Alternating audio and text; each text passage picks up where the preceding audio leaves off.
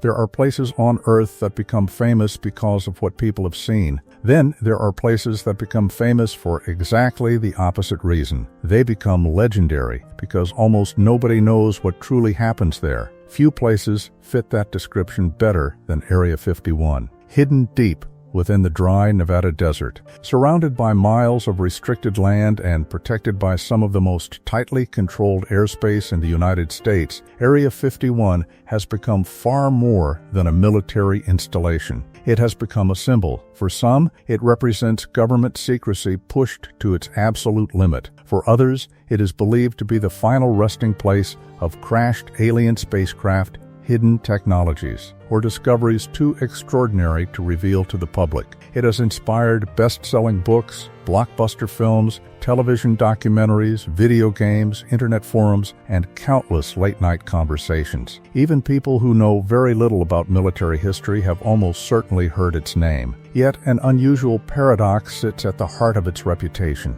The more secretive Area 51 remained, the more stories grew around it. Every unanswered question invited another theory. Every glimpse of an unfamiliar aircraft became another mystery. Every government refusal to comment was interpreted in dozens of different ways. Human curiosity has a remarkable tendency to fill empty spaces with explanations, especially when those spaces are deliberately kept hidden. That tendency isn't a flaw. In many ways, it's one of humanity's greatest strengths. Curiosity has driven explorers across oceans they believed might never end. It has led scientists to ask why apples fall from trees, why planets move through the heavens, and why tiny invisible organisms can change the course of history. Civilization itself has advanced because people refused to accept that every mystery should remain unexplored. But curiosity has another side. When evidence is scarce, imagination often steps in to finish the story. Area 51 exists precisely at that crossroads between evidence and imagination. Over the decades, people have claimed that alien bodies were transported there after mysterious crashes. Others believe engineers secretly reverse-engineered extraterrestrial technology inside heavily guarded hangars.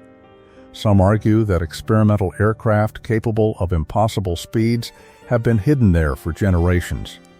Still others see Area 51 as proof that governments know far more about unidentified flying objects than they have ever admitted publicly. These are extraordinary claims. Some are supported by eyewitness accounts that remain controversial. Others rely almost entirely on speculation. A few have been thoroughly investigated and found to rest on misunderstandings or fabricated evidence. Yet, despite decades of debate, the fascination has never faded.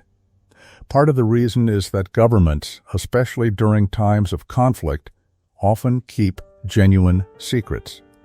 History provides countless examples. During the Second World War, the Manhattan Project employed more than 100,000 people across multiple locations to build the world's first atomic bombs. Most Americans had no idea the project even existed until the bombs were used in 1945. During the Cold War, intelligence agencies developed surveillance aircraft whose very existence remained classified for years. New radar systems, encryption methods, reconnaissance satellites, and stealth technologies were often hidden from public view until they were no longer considered strategic advantages. In other words, secret military programs are not unusual. They are an expected part of national defense. The real challenge lies in separating the secrets that history eventually confirms from the stories that grow around them. That is exactly what this documentary sets out to do. Rather than beginning with sensational claims or dramatic conclusions, we'll approach Area 51 the same way historians, investigators, engineers, and intelligence analysts approach any complicated subject. We'll start with evidence. We'll ask why the facility was built, what problems it was meant to solve, and what historical circumstances made such extraordinary secrecy seem necessary. As we move through its history, we'll encounter some of the most remarkable chapters of the 20th century. The Cold War transformed science and technology at an astonishing pace. Nations competed not only through armies, but through mathematics, engineering, espionage, and innovation. Aircraft began flying higher than anyone had imagined possible. Radar systems became more sophisticated. Satellites started watching Earth from orbit. Entire industries were born in secret laboratories where success could change the balance of global power. Area 51 became one small but significant piece of that much larger story. We'll meet the engineers whose ideas reshaped aviation, often working under intense pressure and complete secrecy. We'll examine how revolutionary aircraft like the U-2 spy plane and later stealth aircraft were designed, tested, and protected from foreign intelligence. Along the way, we'll discover why ordinary citizens occasionally witnessed strange objects in the sky that seemed to defy explanation, and why many of those sightings eventually became woven into the growing mythology surrounding unidentified flying objects. We'll also explore some of the most famous claims associated with Area 51.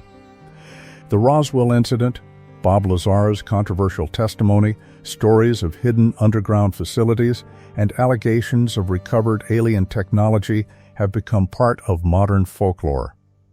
Each deserves careful examination, not because extraordinary stories should automatically be believed or dismissed, but because understanding why they emerged tells us something important about history, psychology, and the relationship between governments and the public. One of the most fascinating aspects of Area 51 is that it teaches two very different lessons at the same time. The first is about technology. Many innovations that once seemed almost impossible were developed behind closed doors. Aircraft capable of flying above 70,000 feet, machines designed to evade radar, and reconnaissance systems that quietly reshaped global politics all began as closely guarded secrets. When these projects were finally revealed years later, they seemed almost unbelievable, not because they came from another world, but because they represented the cutting edge of human ingenuity. The second lesson is about the human mind. People naturally search for patterns. We build explanations from incomplete information because uncertainty is uncomfortable. Sometimes those explanations turn out to be remarkably accurate. Other times, they drift far from reality. Understanding why this happens doesn't diminish our curiosity. If anything, it makes curiosity more powerful by encouraging us to ask better questions and demand stronger evidence. Throughout this journey, we'll make careful distinctions between what is firmly established, what is strongly supported by available evidence, and what remains uncertain. Where historians broadly agree, we'll say so. Where documents have been declassified, we'll examine what they reveal. Where questions remain unanswered, we'll acknowledge the limits of our knowledge rather than pretending certainty exists where it does not. That approach may seem less dramatic than declaring that every mystery has already been solved. Yet history repeatedly shows that the truth is often more surprising than simple stories allow. Area 51 is not merely a location marked on a map. It is a meeting point where military necessity, scientific innovation, political rivalry, public imagination, and popular culture have intersected for more than 70 years. Its fences enclose far more than runways and hangars. They surround one of the most enduring symbols of secrecy in the modern world. So before we ask what might be happening behind those guarded gates today, we first need to understand how such a place came to exist at all. To uncover that story, we must leave behind the legends for a while and travel back to a quiet, empty stretch of Nevada desert, a place so remote that, at first glance, it seemed almost forgotten. It was there, long before Area 51 entered popular culture, that geography, history, and the anxieties of a rapidly changing world came together to create one of the most secretive military facilities ever built. Every famous place has a beginning. Some begin with a grand ceremony. Others are founded by kings, explorers, or settlers whose names become part of history. Area 51 had no such introduction.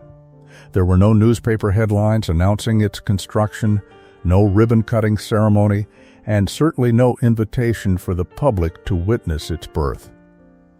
In fact, when the facility first came into existence during the 1950s, the United States government did everything possible to ensure that almost nobody even knew it existed. To understand why, we need to leave behind the popular image of mysterious hangars and whispered conspiracy theories for a while. Instead, we'll travel back to a landscape that looked almost untouched by civilization. A place where geography itself quietly shaped history. Long before the first runway was built, before the first engineers arrived, and before secret aircraft ever crossed its skies, the story began with the Nevada desert. At first glance, southern Nevada can seem almost empty. Endless stretches of pale earth meet distant mountain ranges under an enormous blue sky. During summer, daytime temperatures often climb well above 40 degrees Celsius, while winter nights can become surprisingly cold. Rainfall is scarce, vegetation is sparse, water is precious.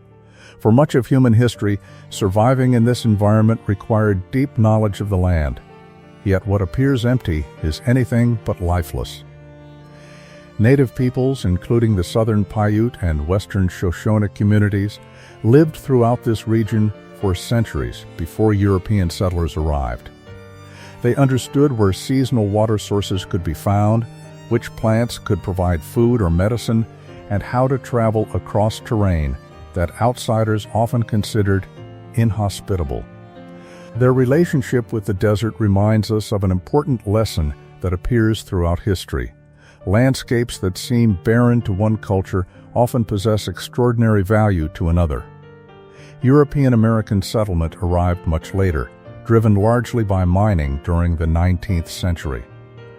Prospectors searched the mountains for silver, gold, and other valuable minerals. Small towns appeared almost overnight, only to disappear again when mines became exhausted. Even today, Nevada contains dozens of abandoned mining settlements, often called ghost towns. They stand as reminders that economic opportunity can briefly transform even the most isolated places before nature slowly reclaims them. Despite these waves of settlement, enormous portions of southern Nevada remained remarkably undeveloped. The harsh climate discouraged large-scale agriculture.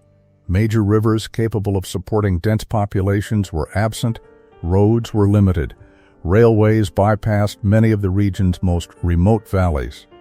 For military planners, decades later, these very disadvantages would become extraordinary advantages.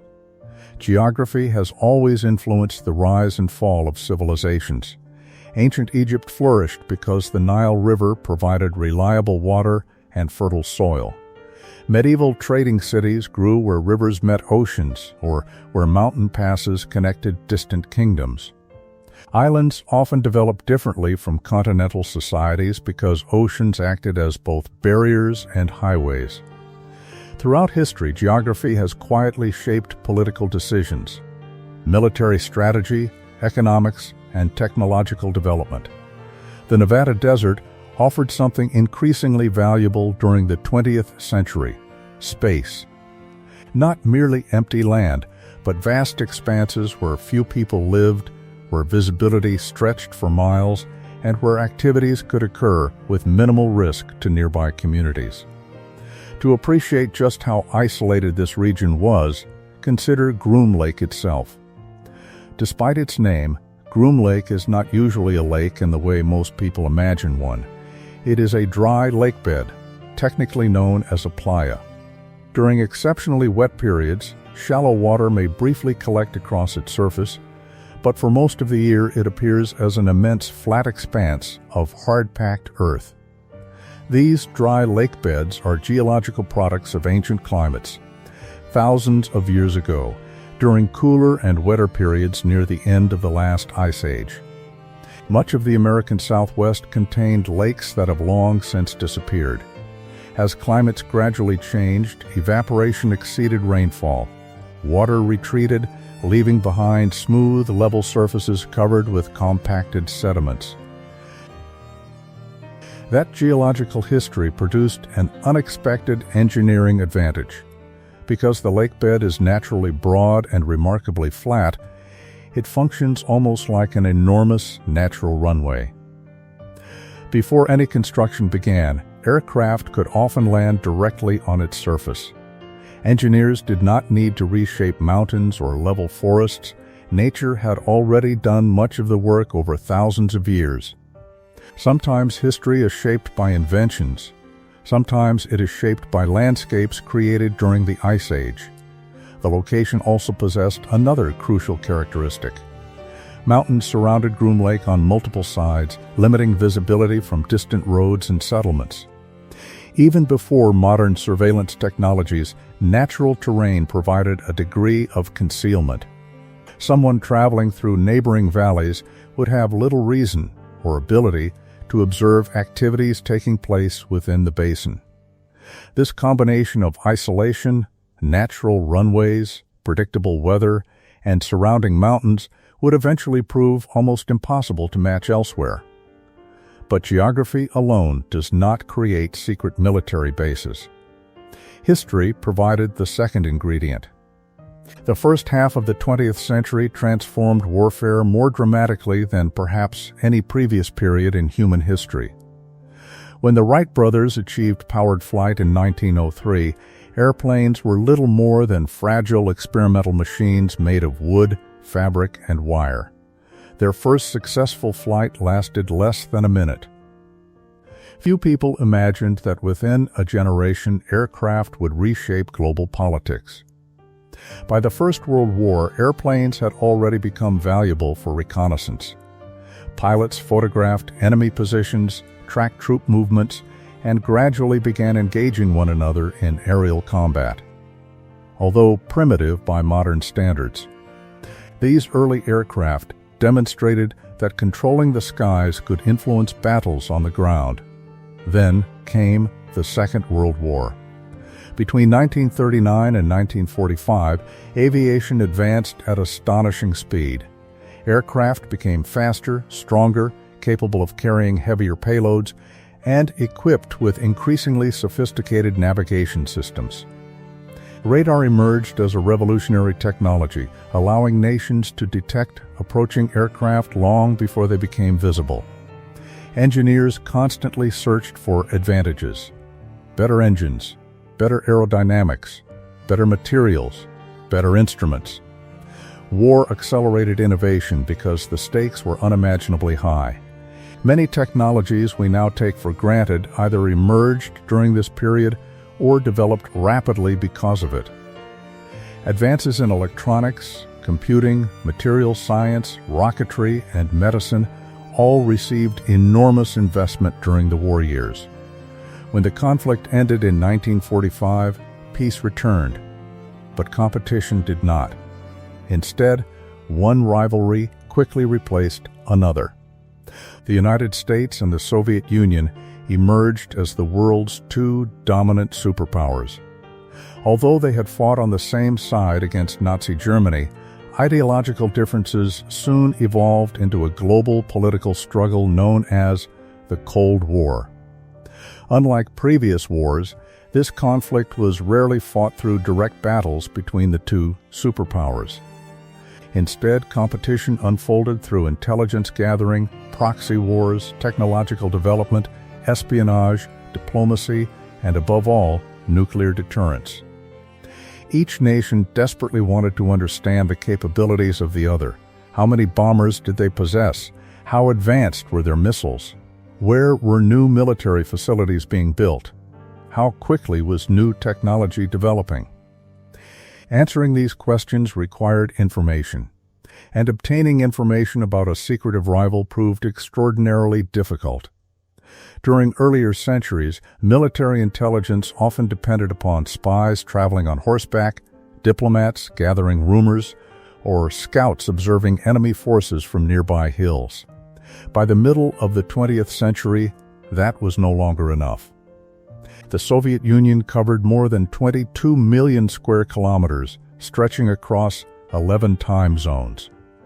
Many of its most important military facilities were located deep inside its territory, far beyond the reach of conventional observation. America needed entirely new methods of seeing without being seen.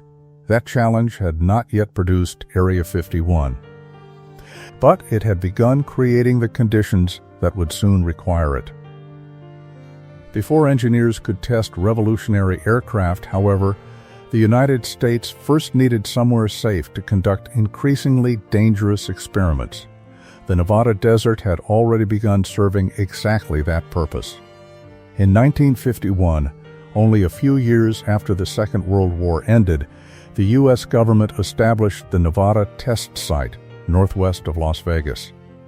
Here, hundreds of nuclear weapons tests would eventually be conducted over the following decades.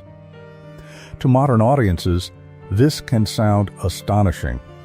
Atmospheric nuclear explosions occurred within the continental United States, witnessed by scientists, military personnel, and even tourists viewing distant mushroom clouds from Las Vegas hotels during the early years of testing.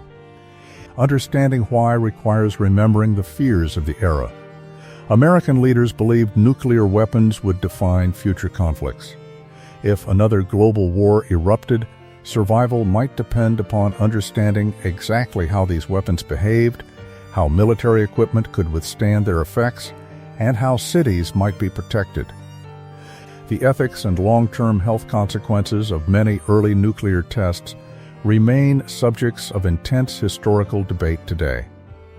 We now understand far more about radiation exposure than scientists did during the late 1940s and early 1950s.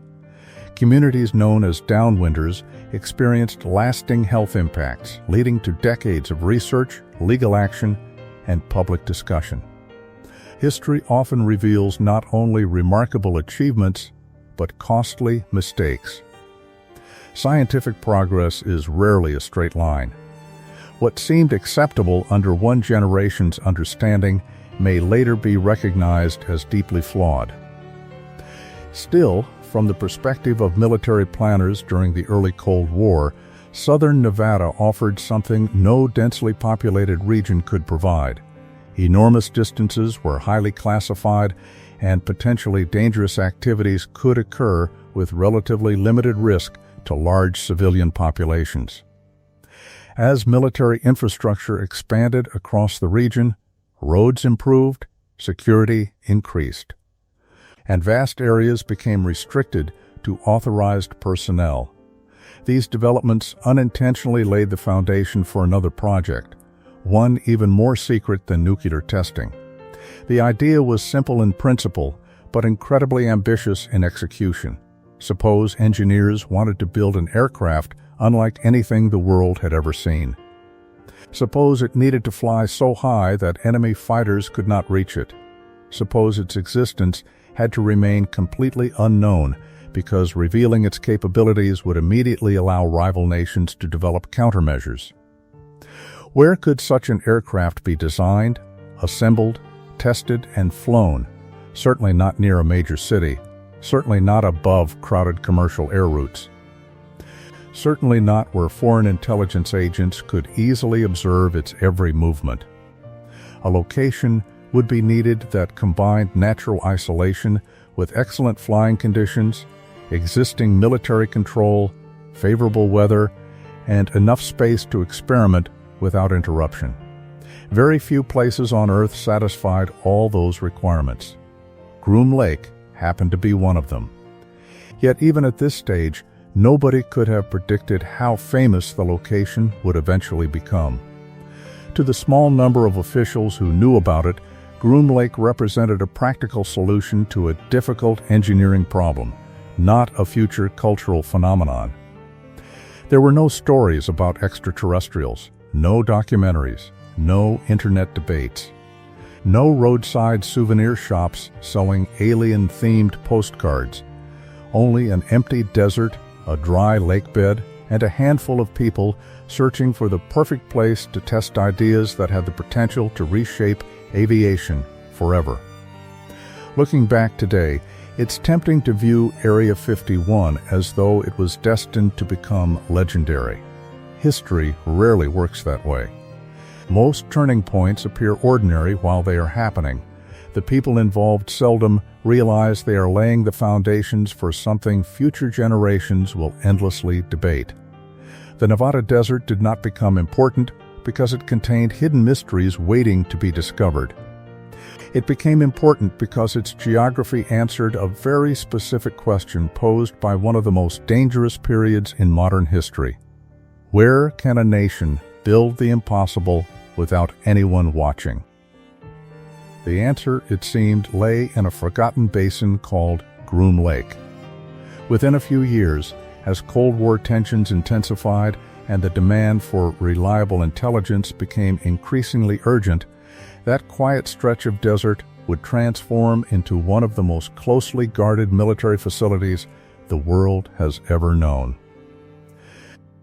History is often remembered through dramatic moments: the storming of a fortress, the signing of a treaty, the launch of a rocket, a speech delivered before thousands of people. But some of history's greatest transformations happened quietly, almost invisibly, inside government offices where maps were spread across tables, intelligence reports arrived by courier. And officials tried to answer one overwhelming question: what does the other side know? That question defined the Cold War. Unlike the First and Second World Wars, the Cold War was not a single conflict with a clear beginning and end. It was a decades-long contest between two superpowers, the United States and the Soviet Union, that competed politically, economically, scientifically, technologically, and militarily without ever declaring full-scale war against each other. The period is generally considered to have begun shortly after the end of the Second World War in 1945 and lasted until the dissolution of the Soviet Union in 1991. For nearly half a century, much of the world lived under the shadow of a confrontation that could, at any moment, have escalated into nuclear catastrophe. Understanding Area 51 begins with understanding this world. Because without the Cold War, there is almost certainly no Area 51. To appreciate the atmosphere of those years, it's helpful to remember how profoundly the Second World War had changed humanity's understanding of technology. Only 6 years separated the attack on Pearl Harbor in 1941 from the breaking of the sound barrier by American test pilot Chuck Yeager in 1947. During that remarkably short period, aircraft evolved from piston-driven machines into jet-powered vehicles capable of approaching entirely new realms of speed. Radar transformed air defense. Long-range bombers crossed continents. Computers, though primitive by today's standards, began assisting military calculations. And then came the most significant technological development of all: the atomic bomb. When the United States dropped atomic bombs on Hiroshima and Nagasaki in August 1945, warfare entered an entirely new era. For the first time in history, a single weapon possessed the power to destroy an entire city. This changed military strategy forever. In previous centuries, wars were often measured by the size of armies or the number of ships in a nation's fleet. Now, a handful of bombers carrying nuclear weapons could inflict destruction on a scale that previous generations could scarcely imagine. Military planners realized something deeply unsettling. The next war, if it came, might begin without warning. Instead of armies gradually mobilizing along borders, bombers carrying nuclear weapons could arrive unexpectedly. There might be only minutes, or even less, to respond. The need for early warning became one of the defining priorities of the Cold War. At first, the United States held a monopoly on nuclear weapons. That advantage, however, proved temporary. In 1949, the Soviet Union successfully tested its first atomic bomb. The event shocked American intelligence. Many officials had expected Soviet scientists to require several more years before achieving such a milestone. Instead, the balance of power changed much sooner than anticipated. This was more than a scientific accomplishment. It was a political earthquake. From that moment onward, both nations possessed weapons capable of inflicting unimaginable devastation upon one another. The nuclear arms race had begun. Yet weapons alone did not determine security. Information became just as valuable. Imagine playing a game of chess while half the board is covered by a curtain. You know your opponent is making moves. You know pieces are changing position, but you cannot see them. Every decision becomes uncertain because you lack reliable information. Now replace chess pieces with nuclear bombers, missile bases, submarine fleets, and research laboratories. That was the strategic challenge facing both superpowers. Neither side trusted the other. Both assumed the other was developing increasingly powerful weapons. Both feared surprise attack. Both desperately sought accurate intelligence. The problem was that gathering such intelligence had become extraordinarily difficult. The Soviet Union was one of the most secretive societies on Earth. Foreign journalists operated under strict limitations. Travel by outsiders was heavily controlled. Military installations were carefully concealed. Even maps available to the public sometimes contained deliberate inaccuracies intended to confuse potential adversaries. Traditional espionage still played an important role. Spies infiltrated governments, diplomats collected information, radio communications were intercepted, but none of these methods could answer every question. Suppose American leaders wanted to know whether the Soviet Union was constructing a new long-range bomber, or whether a missile testing facility had expanded, or whether an airbase housed dozens of aircraft or hundreds. Human spies could sometimes obtain fragments of this information. What they could not easily provide was a complete picture. That required seeing from above. Aerial reconnaissance had already proven its value during the Second World War. Photographs taken from aircraft allowed military commanders to estimate troop movements, identify factories, count ships, and monitor battlefield changes. But during peacetime, flying over another nation's territory presented a serious problem. It violated national sovereignty. If detected, it could provoke an international crisis. The challenge therefore became not simply building aircraft that could gather intelligence. The aircraft needed to fly so high that interception would be nearly impossible. That requirement sounds straightforward today, but during the early 1950s it represented an enormous engineering challenge. Most military aircraft of the period operated well below 50,000 feet. Engine performance decreased dramatically at extreme altitudes because the air became thinner. Pilots required pressurized cabins. Aircraft structures experienced unusual stresses. Navigation became increasingly complex. Every additional 1,000 feet demanded better engineering. To understand why altitude mattered so much, consider how mountains affect weather. As climbers ascend, the air grows thinner. Breathing becomes more difficult because less oxygen is available. Aircraft engines face similar challenges. Jet engines require oxygen for combustion. As altitude increases, engineers must compensate for changing atmospheric conditions while maintaining stability and performance. Flying higher was not simply a matter of installing larger engines. Nearly every aspect of aircraft design had to be reconsidered. Wing shapes, fuel systems, materials, cockpit design, navigation instruments, even the pressure suits worn by pilots. The aircraft being imagined would resemble nothing currently in service, and if such an aircraft could be built, it would immediately become one of America's most valuable intelligence assets. Keeping it secret became almost as important as building it. Around the same time, another technological revolution was quietly unfolding. Radar had changed warfare during the Second World War by allowing operators to detect aircraft beyond visual range. Radio waves transmitted from radar stations reflected off aircraft and returned to receivers, revealing their approximate location. Early radar systems were relatively limited compared with today's technology, but they were improving rapidly. Military planners understood that future aircraft would not only need to fly higher. Eventually, they would also need to become harder to detect. This idea would later lead to stealth technology, one of the defining innovations associated with Area 51.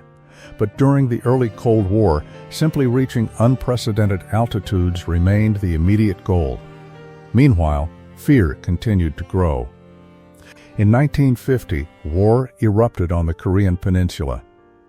Although the Korean War did not involve direct combat between American and Soviet forces, it reinforced the belief that Cold War tensions could erupt into dangerous regional conflicts at almost any moment. Then came another surprise. On October 4, 1957, the Soviet Union launched Sputnik 1, the world's first artificial satellite. Today, Sputnik appears modest. It was roughly the size of a beach ball. It carried no cameras. Its radio transmitter emitted a simple, repetitive signal. Yet that small metallic sphere fundamentally changed global politics. Across the United States, millions listened as radios replayed its steady electronic beeping. To many Americans, the sound represented more than scientific progress. It represented vulnerability. If Soviet rockets could place a satellite into orbit, those same rockets might eventually deliver nuclear warheads across continents. The launch triggered what historians often call the Sputnik crisis. Schools expanded science education. Universities increased engineering programs. The federal government invested heavily in research. 1 year later, the United States established the National Aeronautics and Space Administration, better known as NASA. The space race had begun. Although NASA focused on civilian exploration, military organizations pursued their own parallel research into rockets, satellites, reconnaissance systems, and advanced aircraft. Competition accelerated innovation across nearly every scientific discipline: physics, chemistry, metallurgy, electronics, computer science, aerodynamics.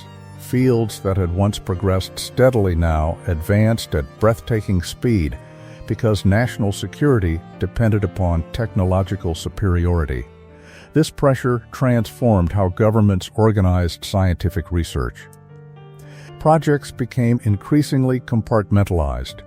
Rather than allowing everyone to know every detail, information was divided into carefully controlled sections.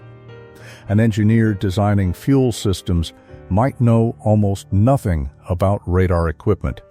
A technician working on communications might never see the completed aircraft. Each individual understood only the portion necessary to perform their assignment. This approach became known as compartmentalization. It remains a cornerstone of classified programs today. Think of it like constructing a cathedral. One group cuts stone, another shapes stained glass, another builds wooden beams, another designs the roof. Each contributes something essential, yet very few workers understand every detail of the entire structure. In classified military projects, compartmentalization serves an additional purpose. If information leaks, only a limited portion of the project is exposed. This principle would become central to the operation of Area 51. Many employees would spend years working at the facility without ever knowing the full scope of nearby projects. Some might test engines. Others might evaluate radar. Others might analyze flight data. Few possessed the complete picture. The system protected secrets by ensuring that no single individual held all of them. Of course, secrecy alone could not solve the engineering challenges. Brilliant minds still had to design aircraft capable of achieving unprecedented performance. Among the organizations preparing to meet that challenge was Lockheed's Advanced Development Projects Division, which would later become famous worldwide under a name that sounded almost fictional: the Skunk Works. Its engineers specialized in solving problems many believed impossible. Their philosophy emphasized small teams, rapid experimentation, practical engineering, and minimal bureaucracy. Instead of endless paperwork, designers focused on building prototypes quickly, testing them, learning from failures, and improving continuously. This culture of innovation fit perfectly with the demands of the Cold War.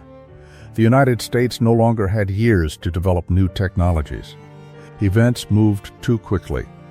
Every intelligence report suggested the Soviet Union was making advances of its own. Speed became a strategic advantage, yet even the most talented engineers required one final ingredient: a place where impossible ideas could safely become real. Not merely a factory, not merely a laboratory, a location where revolutionary aircraft could be assembled, tested, modified, and flown beyond the view of curious observers. The increasingly secret projects demanded more than technical expertise. They demanded isolation. As military planners reviewed maps of the American West, one location began standing out above the others: a dry lakebed surrounded by mountains. Excellent flying weather, existing military control, vast restricted land, few nearby residents. Almost no chance of accidental observation.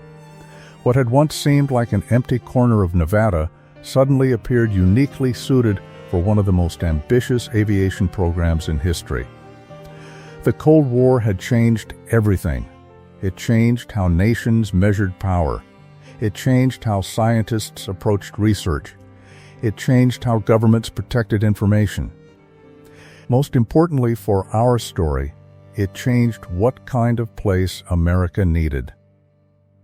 The world no longer required just another airfield.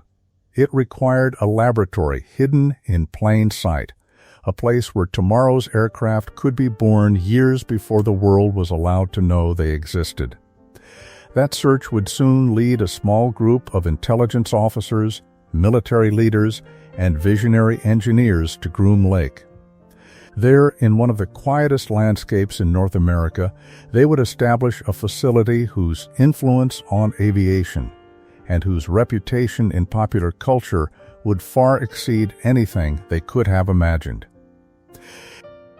By the early 1950s, the United States faced a problem unlike any it had encountered before. Military leaders knew that the Soviet Union was rapidly expanding its nuclear arsenal. Intelligence reports suggested that new bomber bases, missile facilities, and research centers were appearing deep within Soviet territory. Yet many of these developments remained hidden behind one of the most tightly controlled borders in the world. American policymakers did not simply want more information. They needed better information.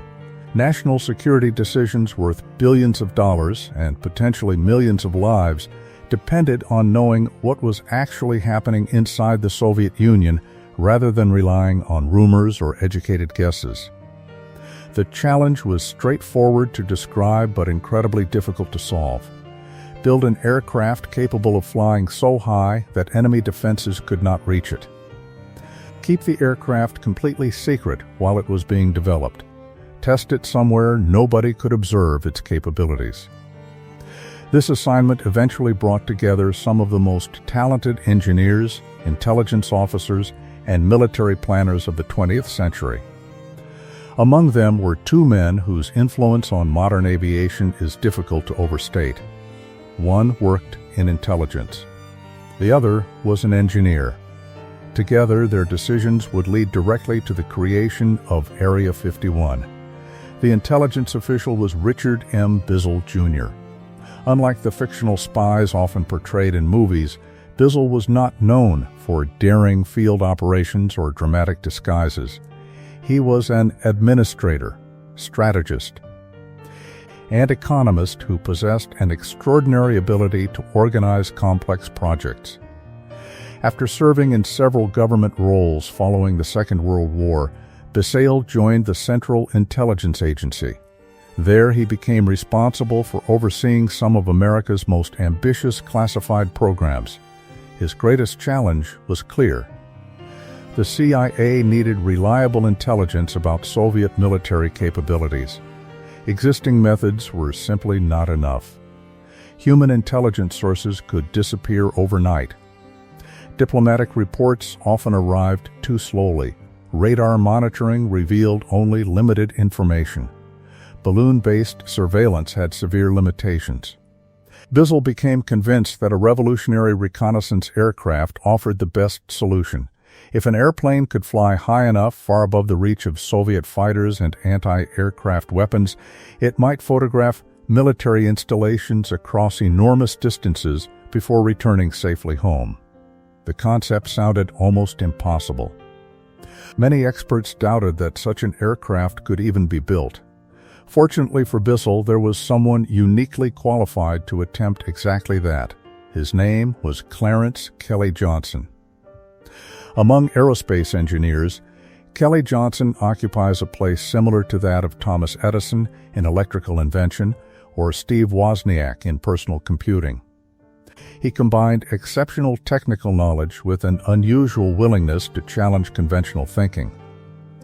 Johnson had joined Lockheed Aircraft Corporation during the 1930s and quickly earned a reputation for solving problems that others considered unsolvable.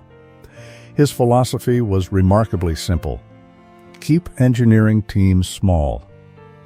Reduce unnecessary bureaucracy. Allow talented designers to make decisions quickly. Build prototypes early. Test constantly. Improve continuously. This approach stood in sharp contrast to many large industrial projects where paperwork often slowed innovation.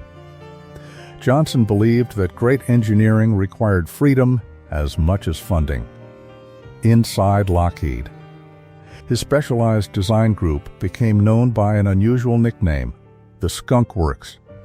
The name originated from a popular comic strip called Leo Abner, which featured a fictional factory known as the Skunk Works. Employees jokingly adopted the name after working inside temporary facilities that were less than glamorous. Over time, the nickname stuck, eventually becoming one of the most famous engineering brands in aerospace history. Despite its humorous origin, the Skunk Works represented serious innovation. Its engineers developed aircraft unlike anything flying elsewhere in the world. They worked quickly. They accepted calculated risks. Most importantly, they understood how to operate under extraordinary secrecy. When Richard Bizzle approached Kelly Johnson with the idea of designing an ultra-high altitude reconnaissance aircraft, Johnson did not dismiss the challenge. Instead, he began asking practical questions. How light could the aircraft be? How large should the wings become? How could engines operate efficiently in extremely thin air?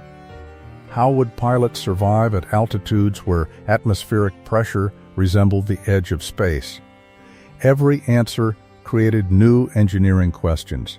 The aircraft that eventually emerged became known as the U-2. But before even the first prototype could fly, another problem had to be solved. Where could it be tested?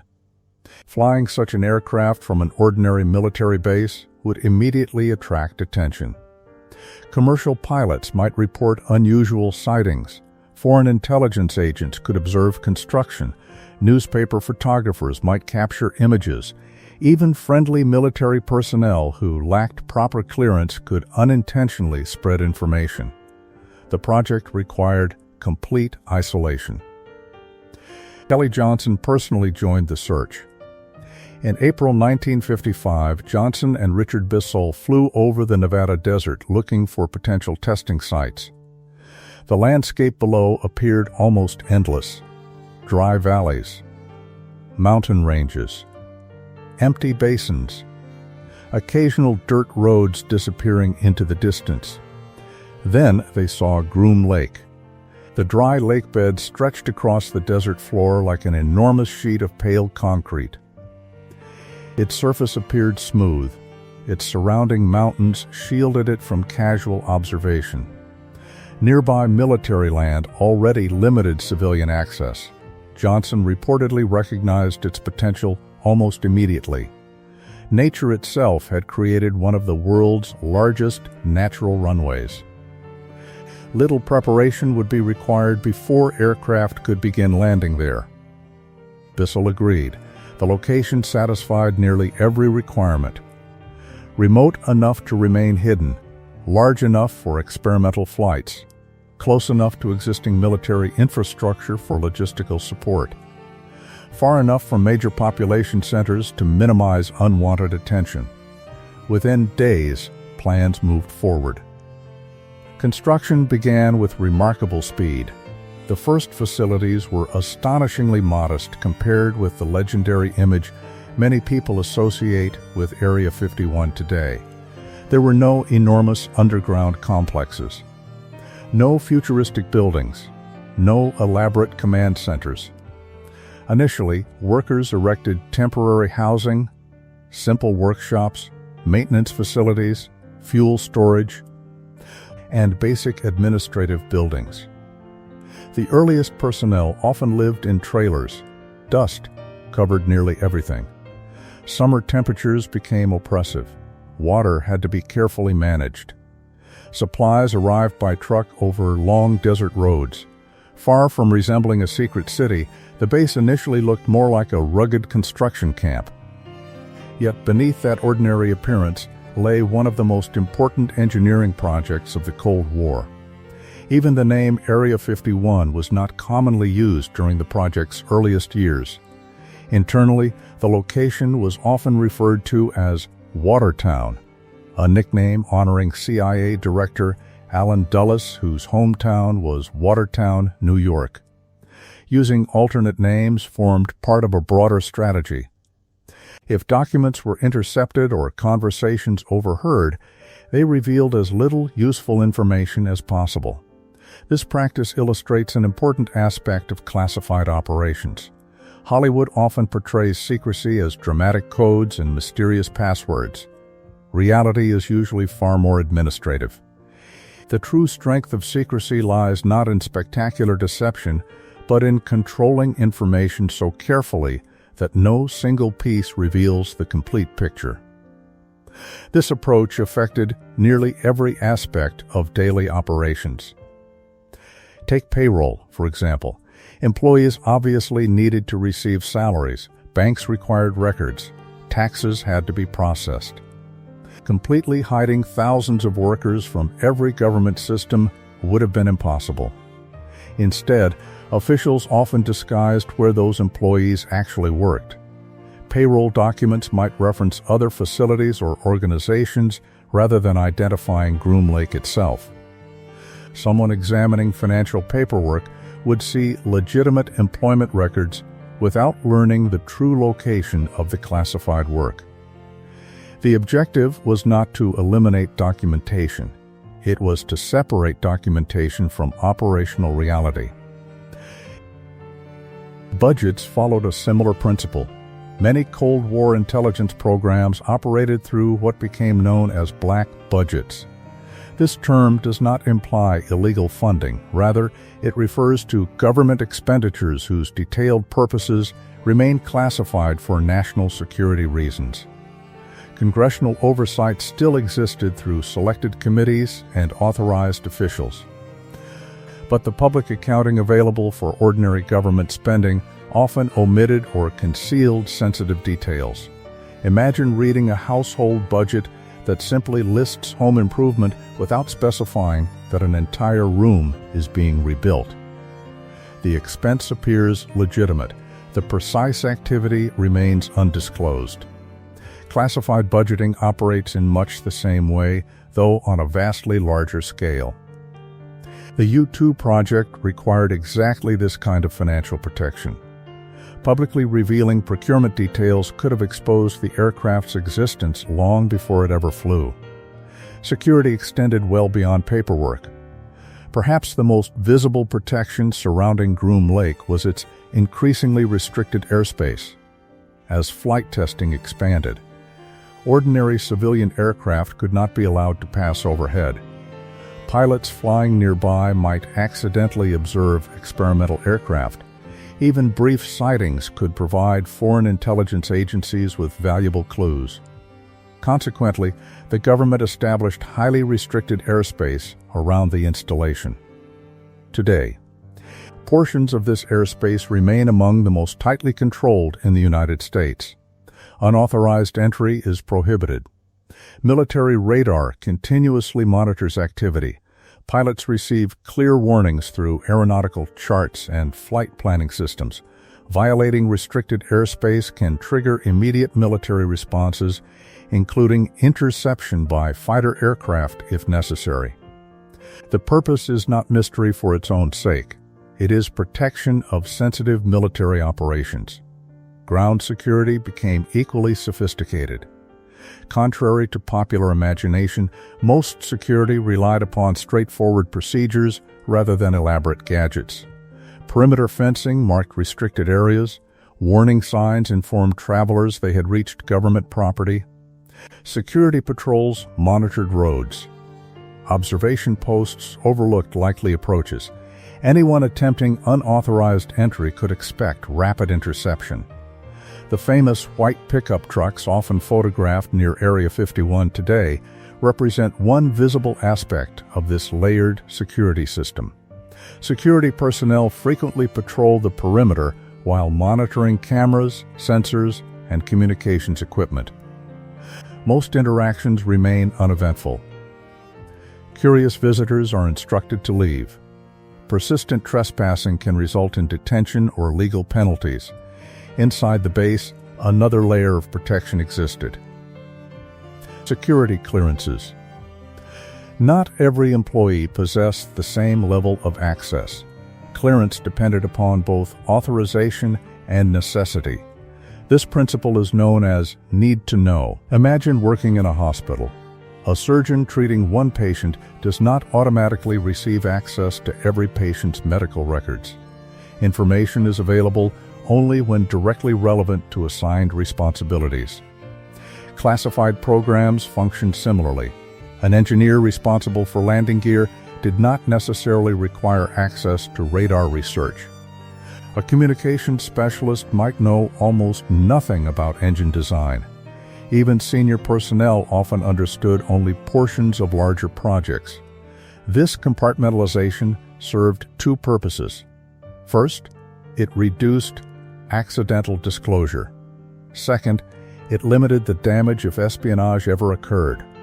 Should one individual reveal classified information, they could expose only the specific area they understood, not the entire program.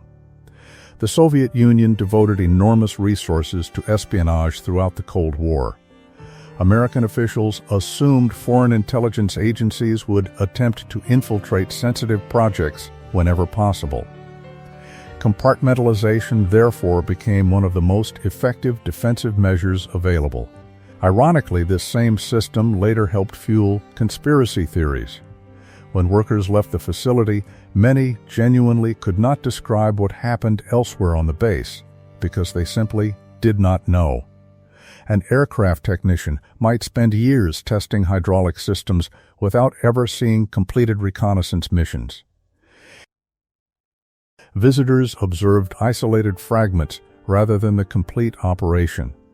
To outsiders, this limited knowledge sometimes appeared suspicious. In reality, it reflected standard security practice. During the summer of 1955, activity at Groom Lake intensified. Runways improved, hangars expanded, fuel systems were installed, communication networks grew more sophisticated. The first U-2 prototypes arrived for assembly and testing. Pilots, engineers, mechanics, and intelligence officers worked extraordinarily long hours. Failures occurred. Designs changed. Components were modified. Flights generated new data. Data generated new improvements. The cycle repeated again and again. This iterative process remains central to engineering today. Rarely does revolutionary technology emerge fully perfected. Progress usually occurs through countless refinements, each solving one problem while revealing another.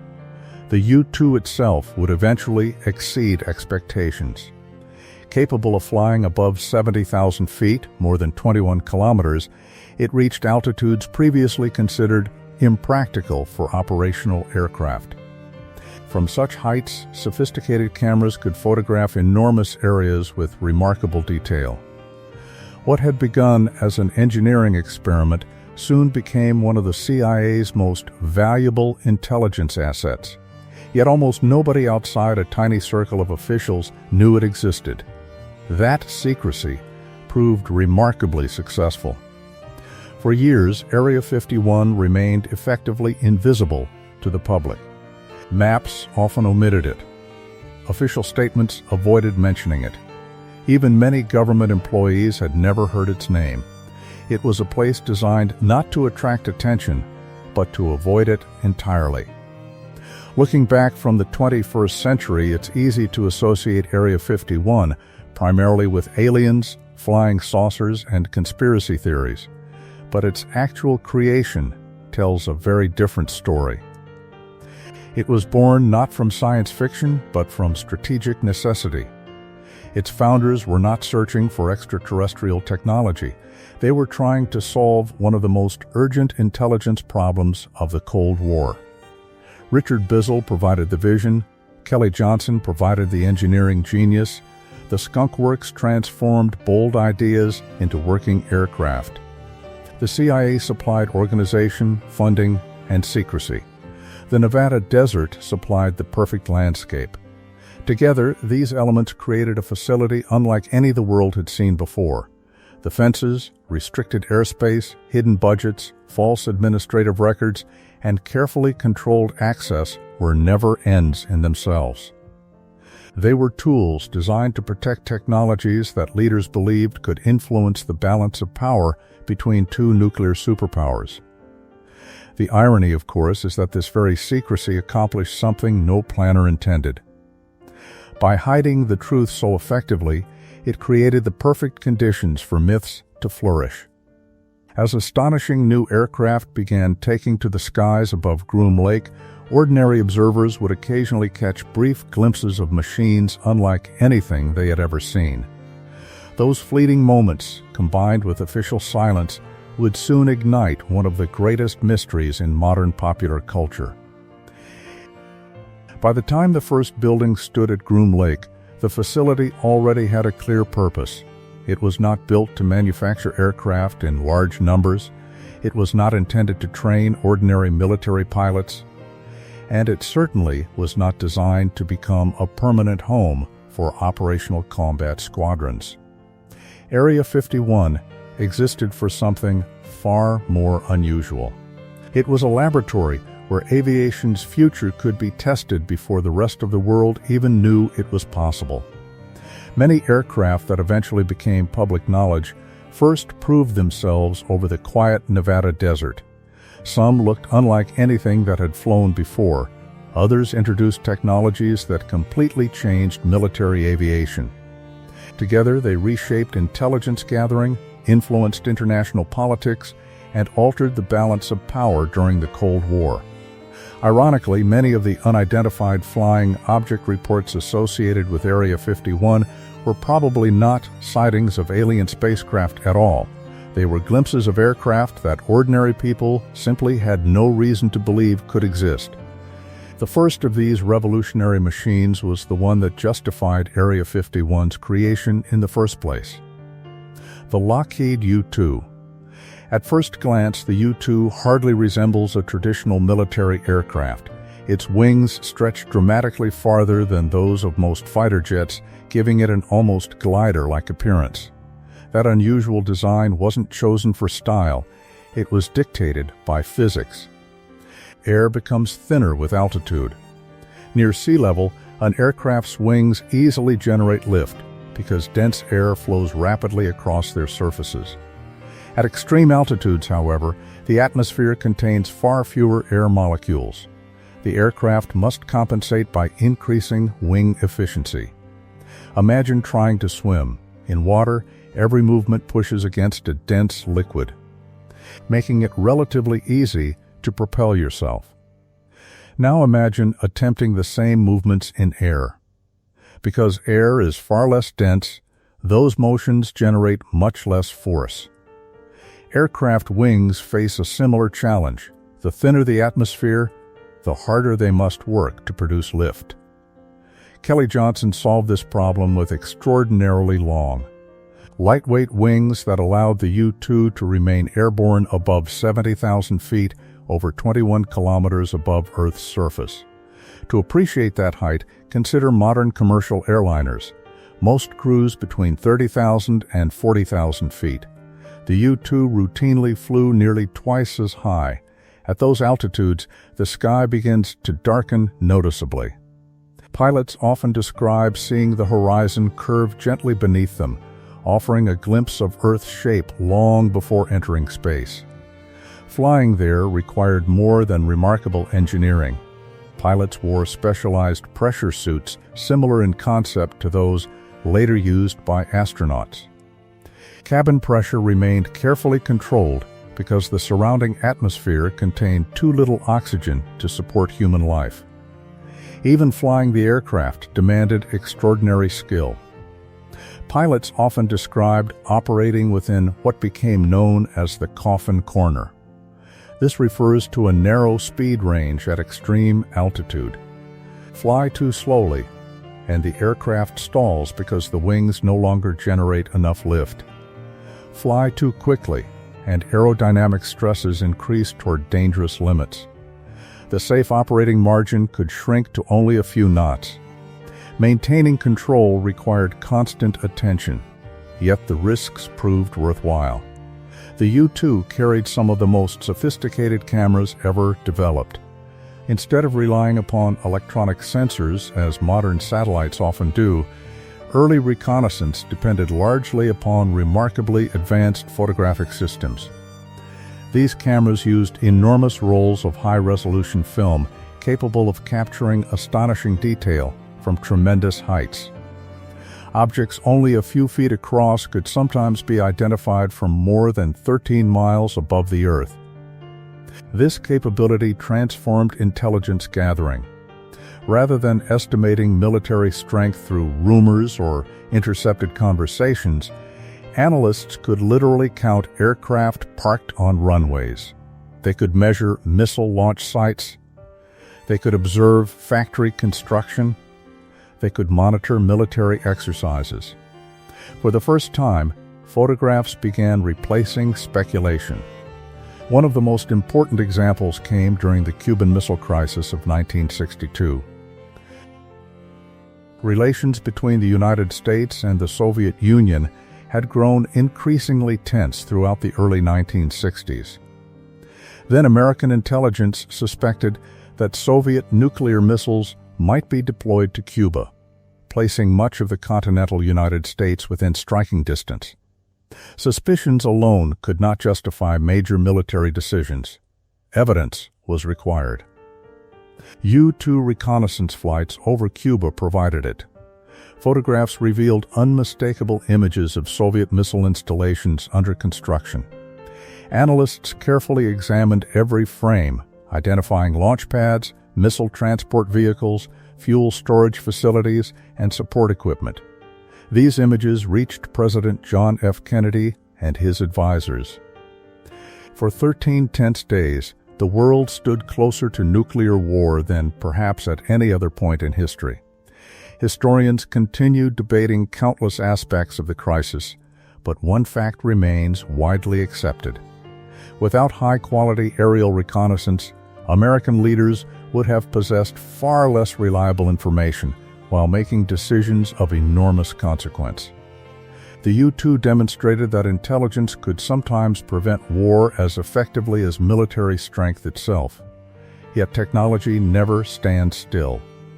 As Soviet radar improved and surface-to-air missiles became increasingly capable, simply flying higher no longer guaranteed safety.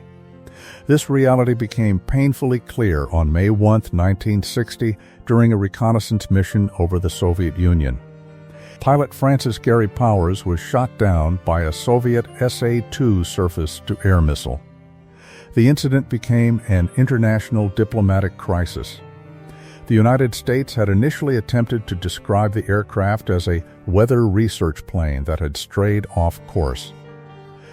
That explanation quickly collapsed after Soviet leader Nikita Khrushchev announced that Powers had survived and had been captured alive. The world suddenly learned about a program that had remained highly classified. More importantly, intelligence planners recognized a new problem. Altitude alone was no longer enough. Aircraft also needed to become difficult to detect. This realization marked the beginning of another revolutionary chapter in aviation. The result was the A-12 Oxcart. If the U-2 represented graceful efficiency, the A-12 embodied raw speed. Everything about its design pursued one objective: outrun danger. Developed by Lockheed Skunk Works during the early 1960s, the A-12 looked unlike any aircraft before it. Its long, sharply pointed nose reduced aerodynamic drag.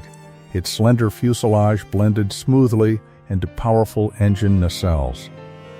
Its surfaces featured carefully calculated angles designed not merely for aerodynamic performance, but also to reduce radar reflections.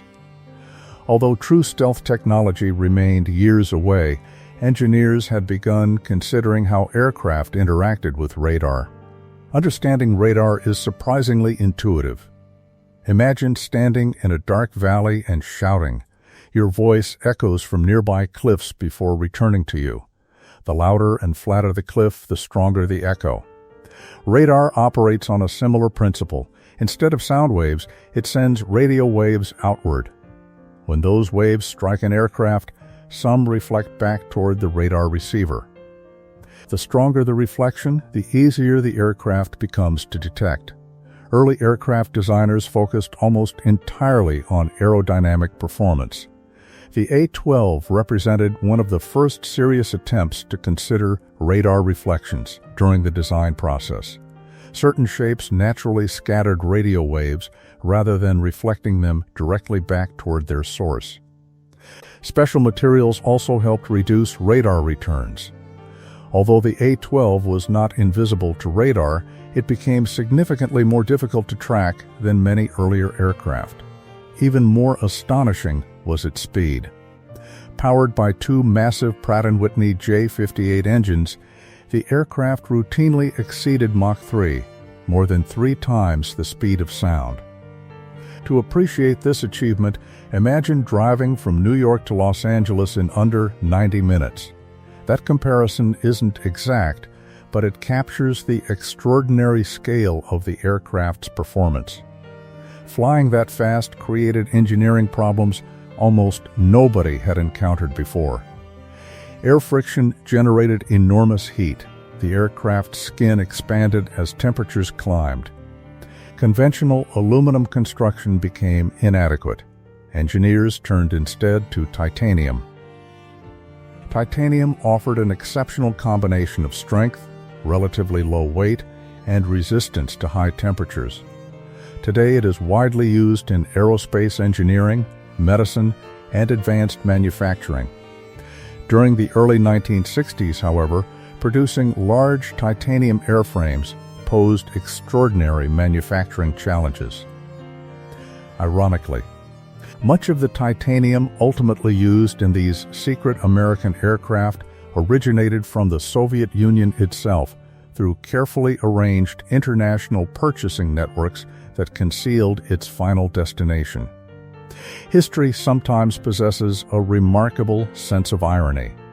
The material helping America observe Soviet military activities had, in part, been mined from Soviet territory.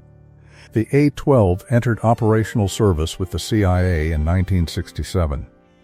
Though its operational career proved relatively short, it demonstrated technologies that paved the way for one of the most famous aircraft ever built, the SR-71 Blackbird. Many aviation historians still consider the SR-71 one of the greatest engineering achievements in human history. Derived from the A-12 but adapted for the U.S. Air Force, the Blackbird combined breathtaking speed with extraordinary altitude and sophisticated reconnaissance equipment. Even decades after its retirement, many of its official performance figures remain impressive. Cruising above 80,000 feet, sustaining speeds beyond Mach 3, crossing continents in remarkably short periods. The aircraft became so hot during flight that its titanium skin expanded noticeably. Engineers intentionally designed small gaps between panels while the aircraft sat on the ground because they knew those gaps would close as heat caused the structure to expand during high-speed flight. Fuel leakage while parked became almost normal. Once airborne, thermal expansion sealed many of the joints. Such characteristics sound almost unbelievable, yet they illustrate how engineering often requires accepting unusual solutions when operating at extreme performance limits. Blackbird crews frequently joked that the aircraft leaked fuel on the ground because it was built to fit properly only while flying. Reconnaissance remained its primary mission. Instead of engaging enemy aircraft, the SR-71 relied upon speed and altitude. If threatened by missiles, pilots often accelerated rather than maneuvering aggressively. Very few aircraft could catch it. Its intelligence contributions extended across much of the Cold War, including surveillance missions related to Vietnam, the Middle East, and numerous global crises. Meanwhile, Area 51 continued serving as a proving ground for technologies even more ambitious than piloted reconnaissance. One remarkable example was the D-21 drone. Today, unmanned aerial vehicles are common. Military drones conduct surveillance, deliver supplies, and even perform combat missions. During the 1960s, however, such concepts remained highly experimental. The D-21 represented one of the earliest serious attempts to build an unmanned aircraft capable of extremely high-speed reconnaissance.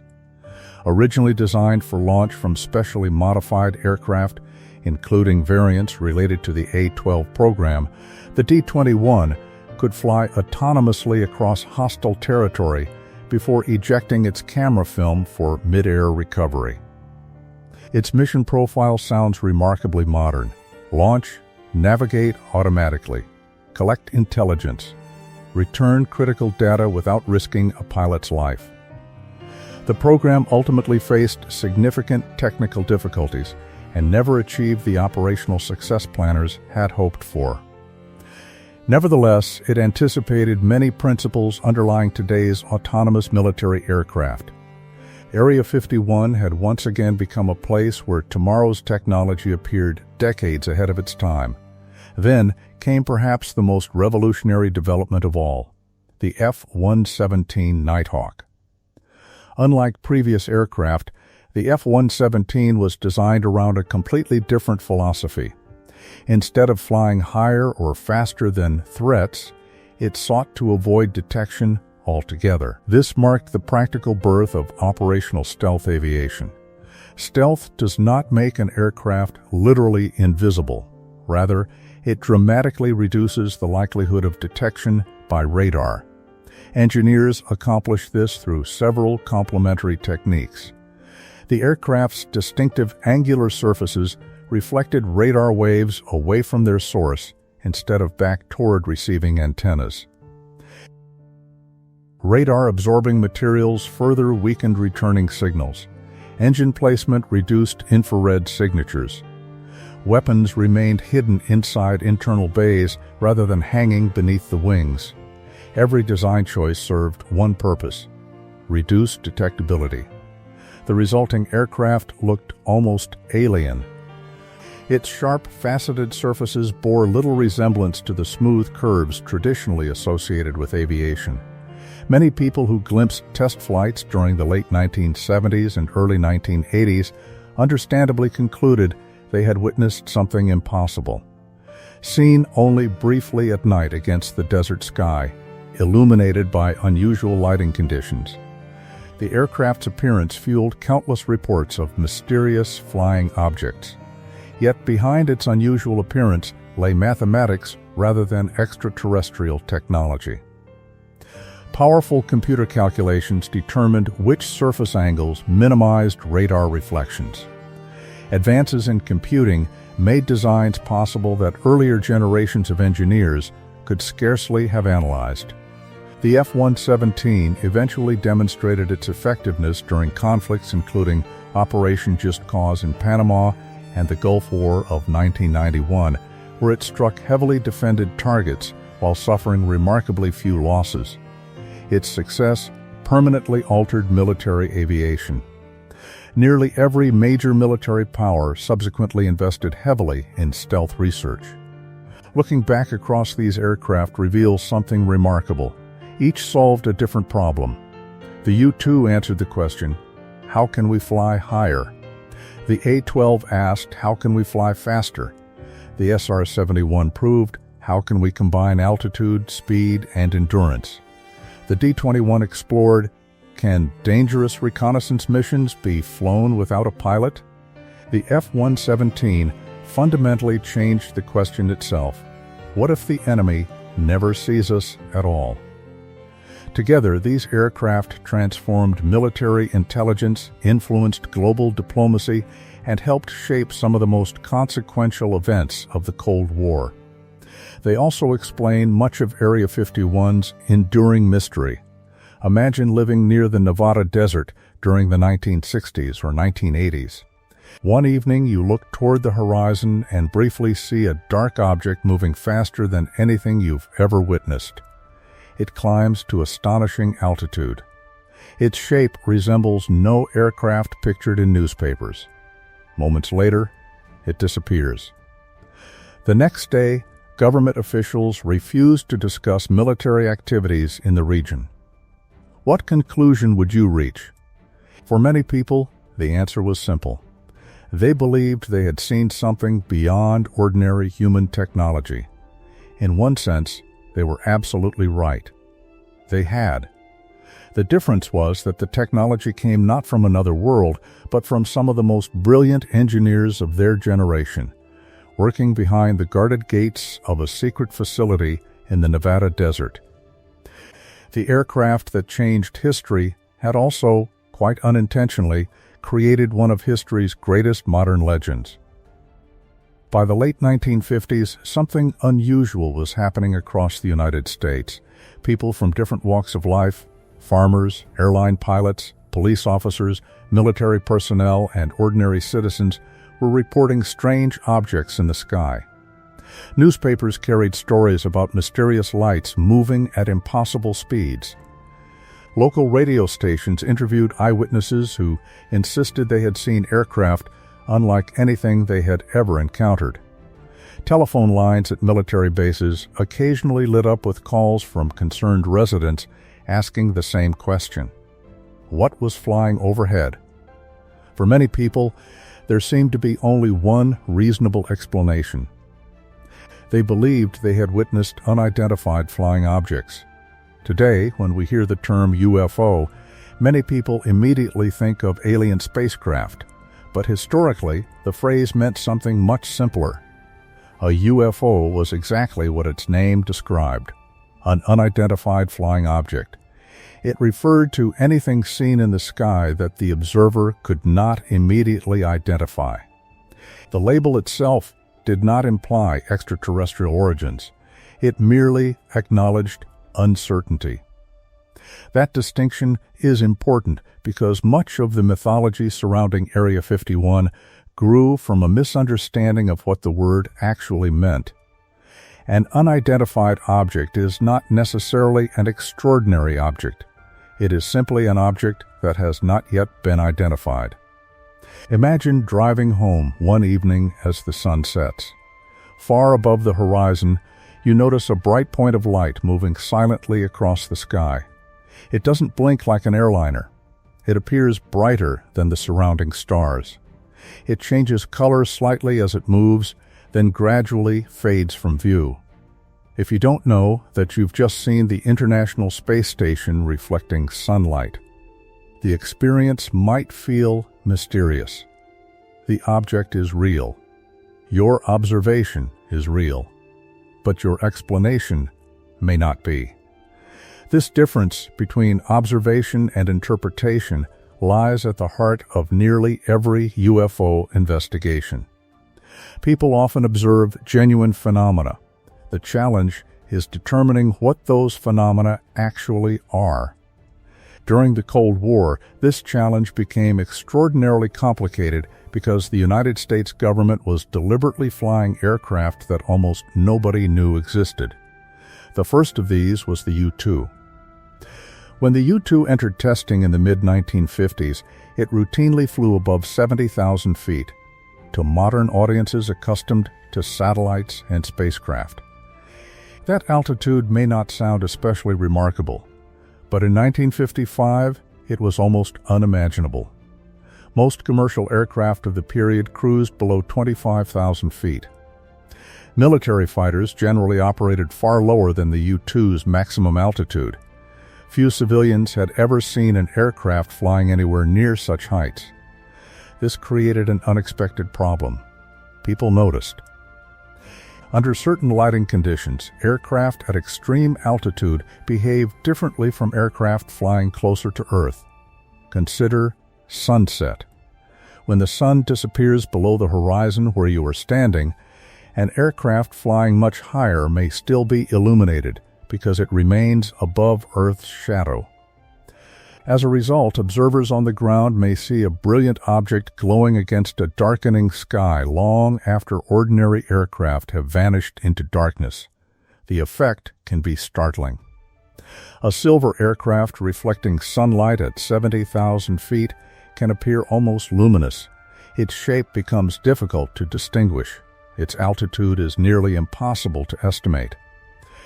Without familiar visual references, the human brain struggles to judge both distance and size. A relatively small aircraft high above the Earth may appear larger and farther away, or closer and stranger than it actually is. This is not a weakness of human vision. It is simply how perception works. Our brains constantly interpret incomplete information. Usually they do so remarkably well. But unfamiliar situations expose the limits of those interpretations.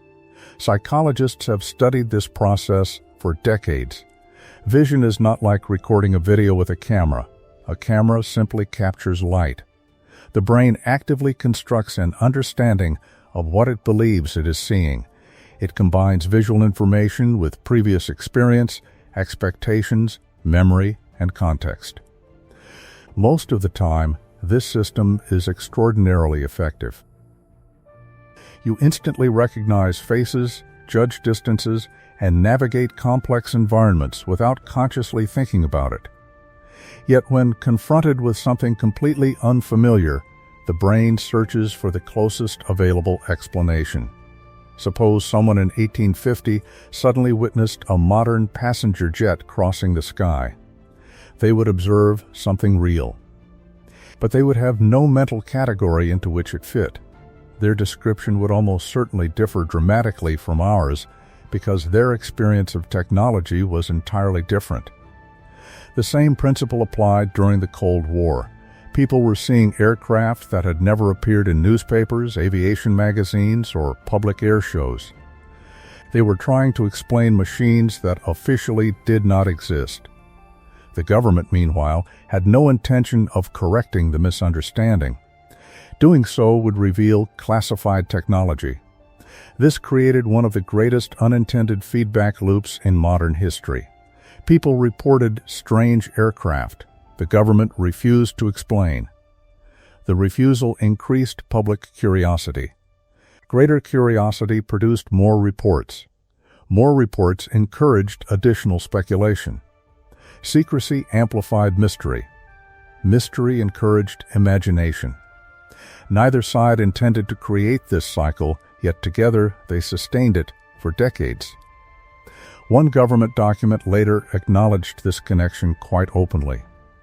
After the CIA declassified portions of its historical review of the U-2 and later reconnaissance programs, officials noted that more than half of all UFO reports received during certain periods of the late 1950s were likely attributable to U-2 and related high-altitude reconnaissance flights.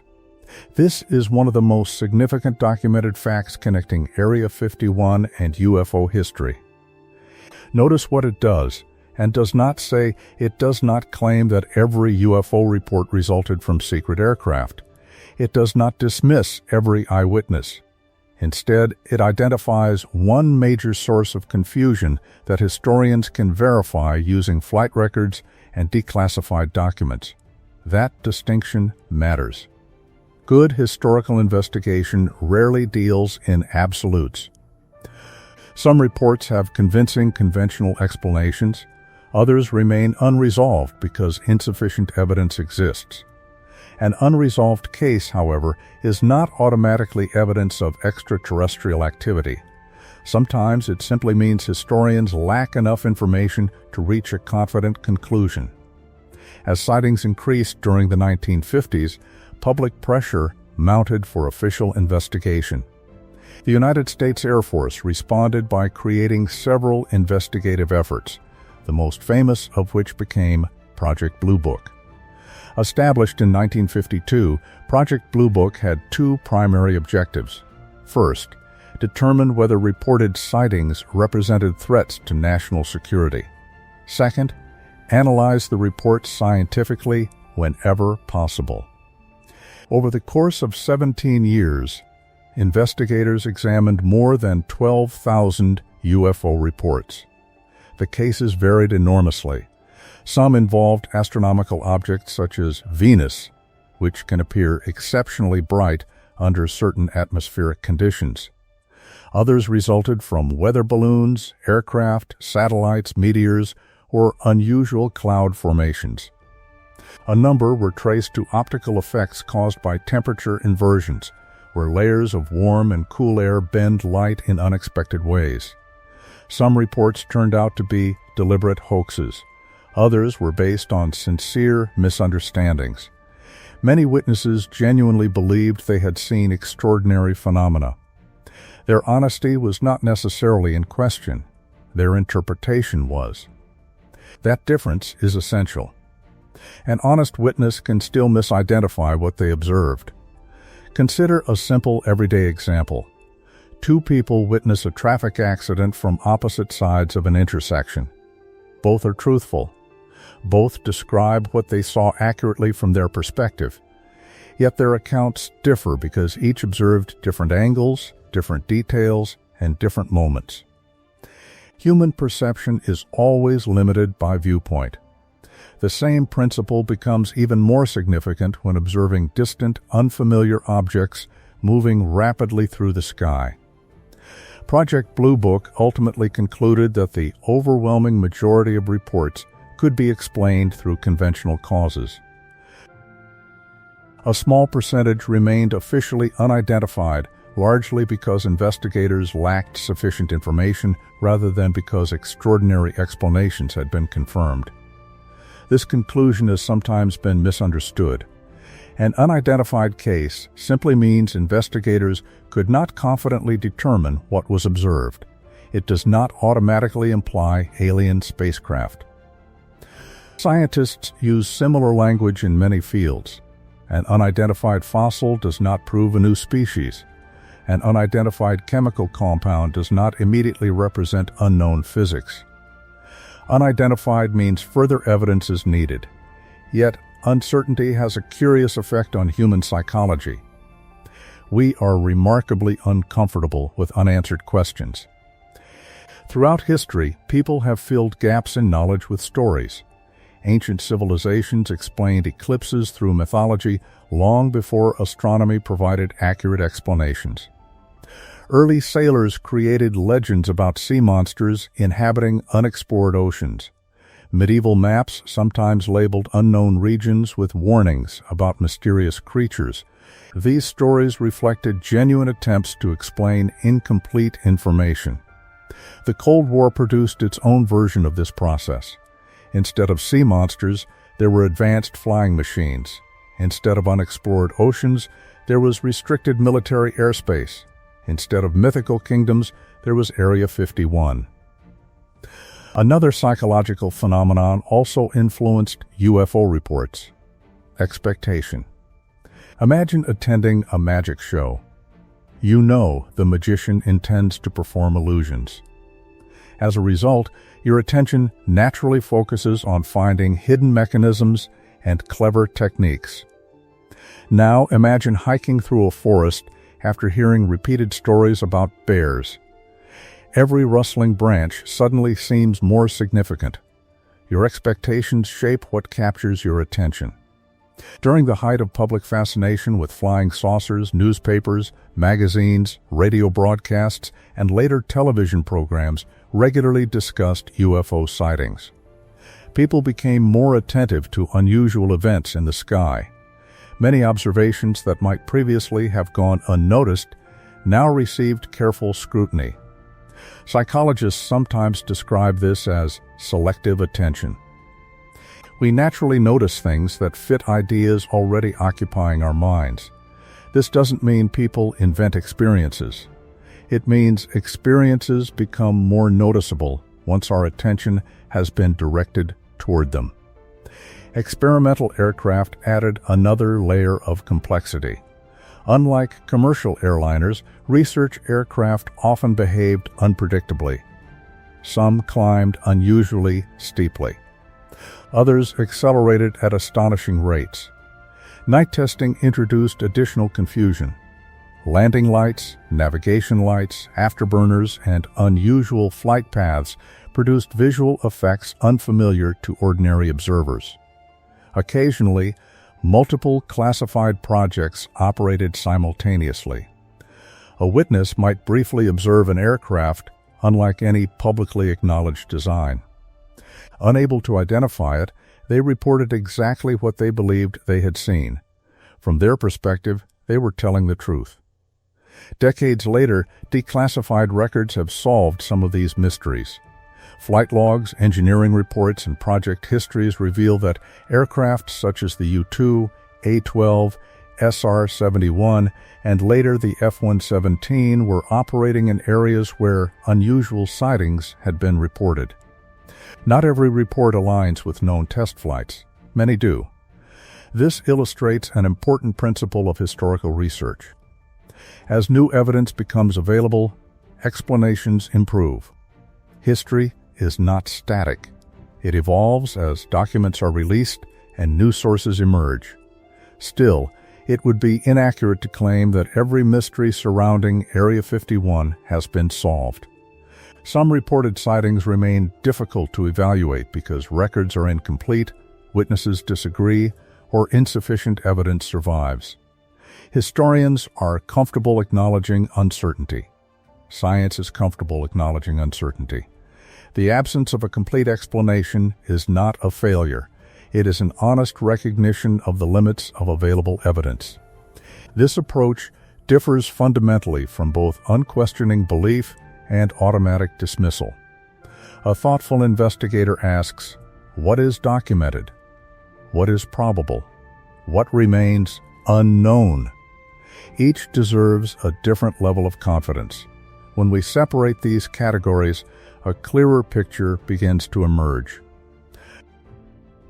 The documented history tells us that Area 51 tested aircraft so advanced that they genuinely appeared unbelievable to many observers.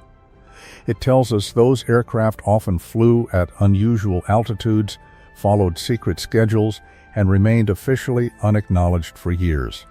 It tells us government secrecy prevented straightforward explanations. And it tells us that these circumstances unintentionally contributed to a significant number of UFO reports during the Cold War. None of this eliminates every mystery.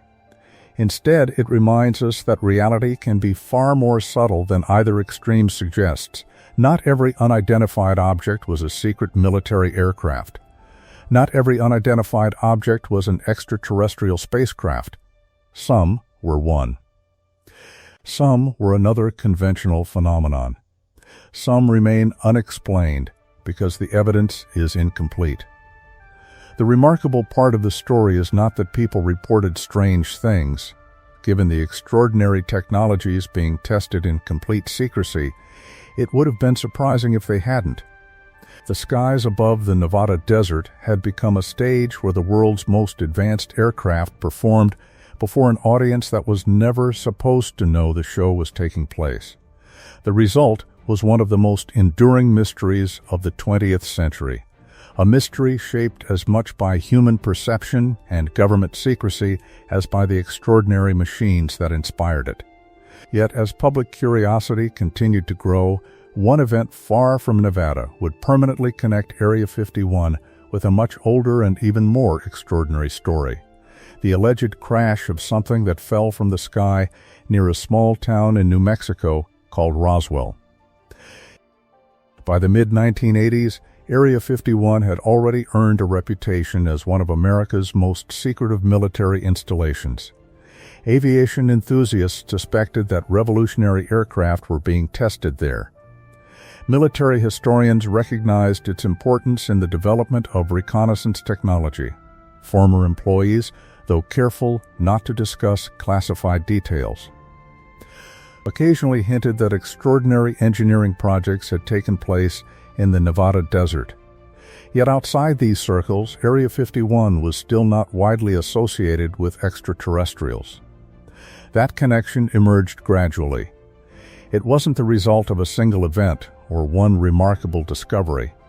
Instead, it formed over decades as several separate stories, some historical, some speculative, and some fictional, slowly merged into a single cultural myth. Like streams joining a river, each story added another layer. To understand how Area 51 became the world's most famous alleged alien base, we have to begin hundreds of miles away in the summer of 1947. The town was Roswell, New Mexico. The year itself is significant. Only 2 years had passed since the end of the Second World War. The Cold War was beginning. Jet aircraft were still relatively new. Radar technology remained unfamiliar to much of the public. Above all, Americans had become intensely interested in strange objects appearing in the sky. Only weeks earlier, private pilot Kenneth Arnold had reported seeing 9 unusual objects flying near Mount Rainier in Washington state. Newspapers described them as moving like a saucer skipping across water. Although Arnold had not actually claimed the objects were shaped like dinner plates, journalists quickly popularized the phrase flying saucers. The term spread across the country almost overnight. Then, on a ranch outside Roswell, rancher William Mack Brazel discovered unusual debris scattered across his property. He informed local authorities. The material eventually reached personnel at Roswell Army Airfield, home to one of the military's few atomic bomber groups. What happened next remains one of the most debated episodes in modern American history. Initially, the military issued a press release stating that personnel had recovered a flying disc. Within a day, however, officials reversed that statement. The debris, they now explained, had actually come from an ordinary weather balloon. Photographs showed military officer Jesse Marcel posing beside balloon material and radar reflectors. The story seemed settled. For decades, relatively little public attention focused on Roswell. Then, beginning in the late 1970s, researchers and authors began interviewing former military personnel and local witnesses.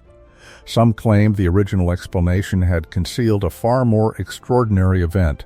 According to these accounts, the military had recovered not merely unusual debris, but an extraterrestrial spacecraft, and possibly even non-human bodies. Roswell rapidly became one of the central stories within modern UFO culture. But what does the historical evidence actually show? Fortunately, Roswell is one of the most extensively investigated incidents in UFO history. During the 1990s, the U.S. Air Force conducted detailed reviews using previously classified documents. Their conclusion pointed toward a different explanation. The debris almost certainly originated from Project Mogul, a highly classified Cold War program that used long chains of balloons carrying sensitive acoustic equipment. Project Mogul sought to detect Soviet nuclear tests by monitoring low-frequency sound waves traveling through the upper atmosphere. Because the program itself remained classified in 1947. Military officials could not reveal its true purpose. Instead, they offered the simpler weather balloon explanation. From today's perspective, this decision unintentionally fueled decades of suspicion. People often ask an understandable question. If officials were willing to conceal one secret program, how can we know they weren't concealing something even larger? It's a reasonable question. History contains many examples of governments keeping genuine secrets. The Manhattan Project remained hidden during its development. The U-2 program remained classified. Area 51 itself was not officially acknowledged for decades. Government secrecy is a documented historical reality. However, recognizing that governments sometimes conceal military projects is not the same as proving that every extraordinary claim is true. Each claim must be evaluated independently. Evidence matters. Roswell, therefore, illustrates an important lesson in historical investigation. We possess strong documentary evidence that Project Mogul existed. We possess records describing its equipment. We know balloon launches occurred in the relevant region.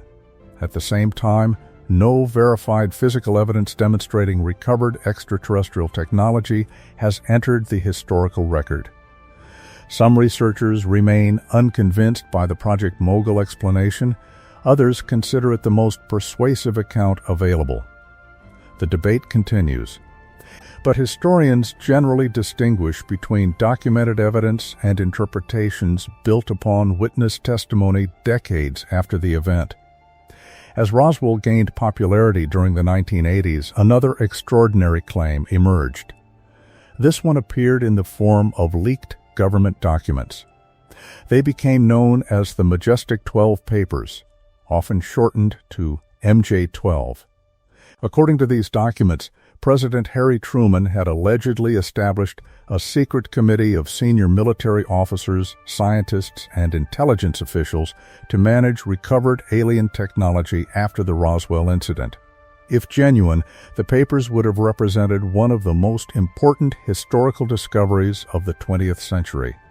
Researchers therefore examined them carefully. Document experts analyzed typography. Historians compared writing styles.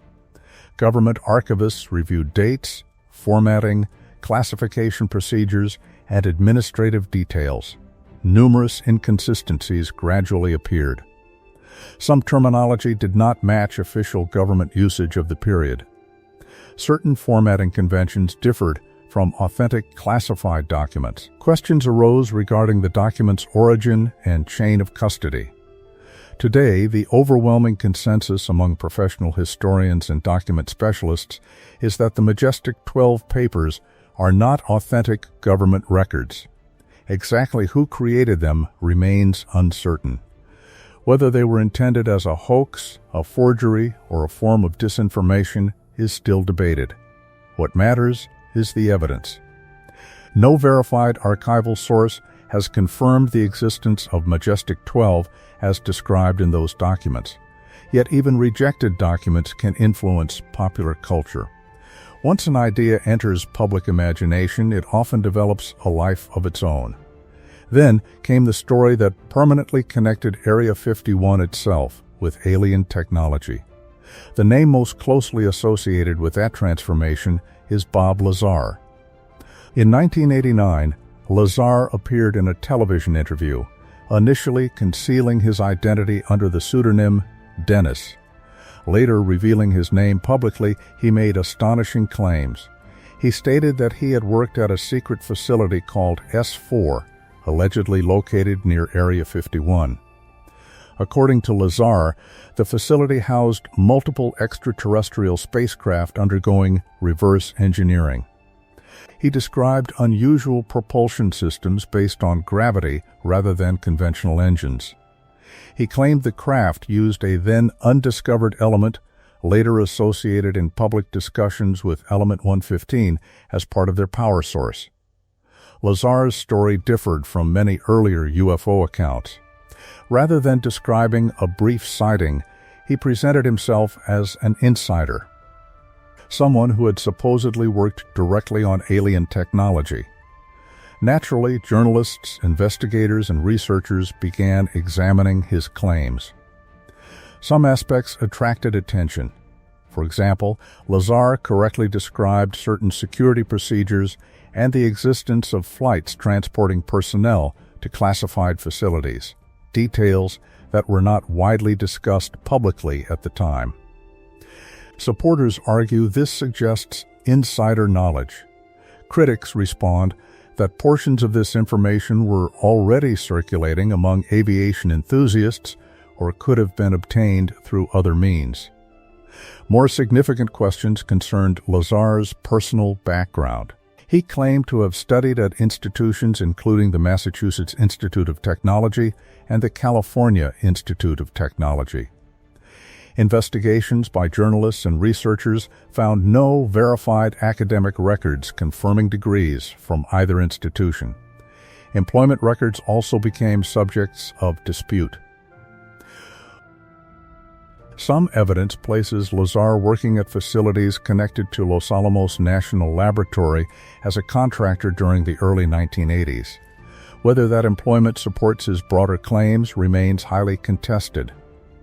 Importantly, no independently verified physical evidence has emerged confirming the existence of extraterrestrial spacecraft at S4.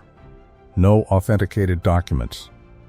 No confirmed photographs. No recovered technology available for scientific examination. This does not prove Lazar deliberately fabricated his story, nor does it verify his claims. From a historical perspective, the evidence remains insufficient to establish the extraordinary conclusions he describes. That distinction is essential. Claims and evidence are not the same thing. Extraordinary claims require correspondingly strong evidence. So far, such evidence has not become publicly available. Nevertheless, Lazar's interviews had an enormous cultural impact. Before 1989, many people associated Area 51 primarily with advanced military aircraft. After Lazar, millions associated it with alien spacecraft. Books explored his allegations, television programs repeated them. Documentaries debated them. Internet forums expanded upon them. Whether one believed his account or not, it fundamentally changed public perception. Area 51 became inseparable from extraterrestrial mythology. At the same time, Hollywood discovered that audiences loved stories blending military secrecy with alien visitors. Films such as Close Encounters of the Third Kind presented government investigations into mysterious phenomena. Later productions expanded these ideas dramatically.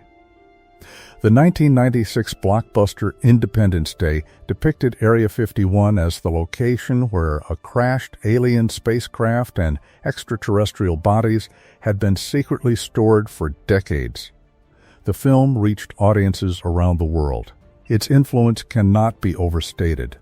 Millions of viewers encountered Area 51 for the first time not through history books, but through cinema. They understood the story was fictional.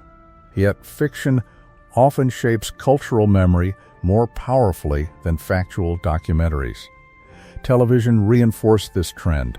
Series like The X-Files built entire storylines around government conspiracies. Hidden laboratories, recovered alien technology, and secret military programs. Again, these programs did not claim to be documentaries. They were works of entertainment. But they reflected and amplified public fascination already growing around Area 51.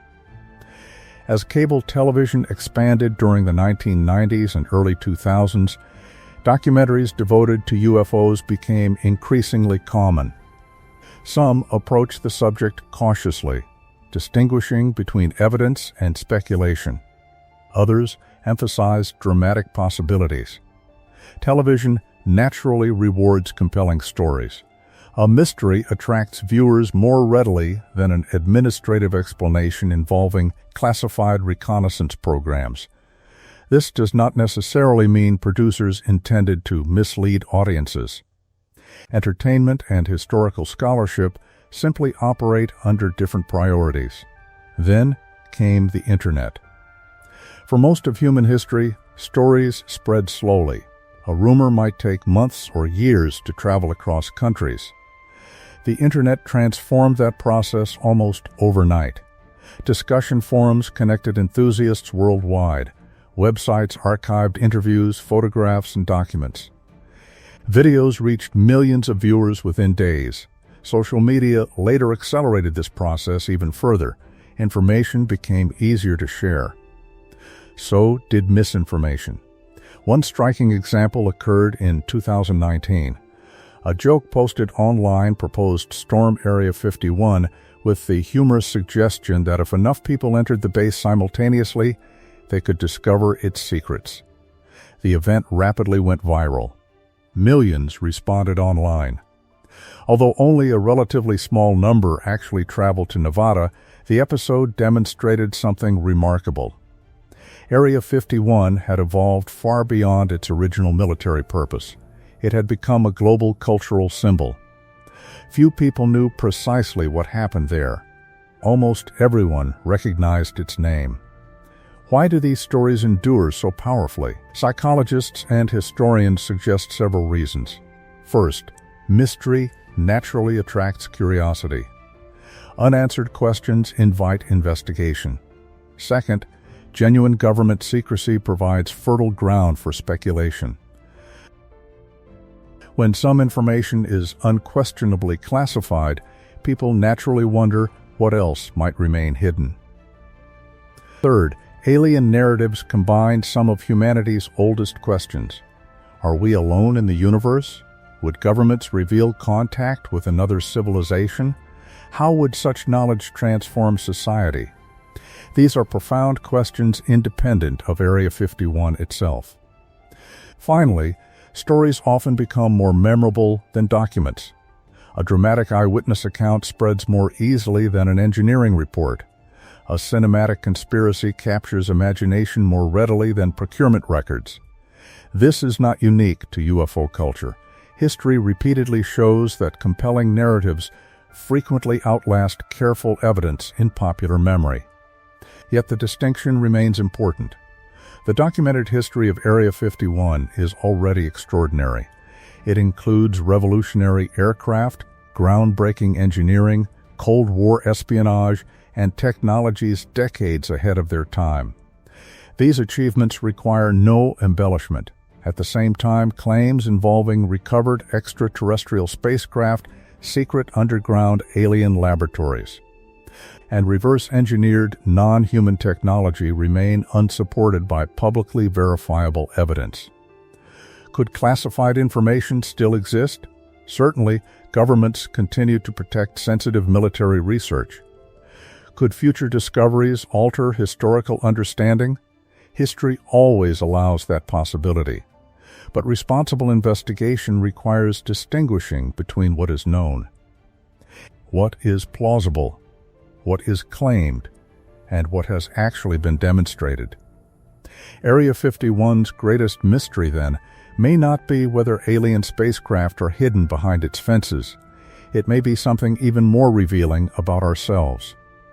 A remote military base built for Cold War reconnaissance became one of the world's most enduring modern legends because secrecy, imagination, genuine technological breakthroughs, and popular culture combined in exactly the right proportions.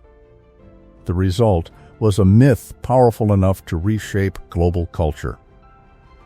Yet while the public imagined extraterrestrial laboratories beneath the Nevada desert, thousands of real people were quietly traveling there every week to do something both less sensational and, in many ways, equally remarkable, designing the future of aviation. Their daily lives, hidden behind security gates and bound by strict secrecy, reveal a very different side of Area 51, one grounded not in science fiction, but in engineering, discipline, and the demanding realities of classified work. When most people picture Area 51, they imagine towering blast doors hidden beneath the desert, endless underground tunnels, and laboratories filled with unimaginable technology. Popular culture has encouraged that image for decades. Movies portray scientists examining alien spacecraft beneath brightly lit hangars. Television dramas depict secret meetings deep underground where only a handful of powerful officials know the truth. Reality, at least as far as publicly available evidence suggests, is considerably different. Area 51 is undoubtedly one of the most secretive military facilities ever built. Yet secrecy does not eliminate the ordinary routines that allow any large organization to function. Engineers still have meetings. Mechanics still inspect equipment. Pilots still attend flight briefings. Electricians repair wiring. Security officers change shifts. Computers require maintenance. Aircraft need fuel. Buildings must be cleaned. Food must be prepared.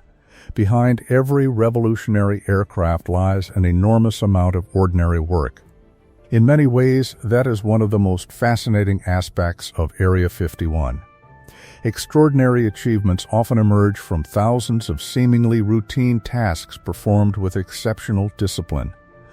The workday for many employees likely begins long before sunrise.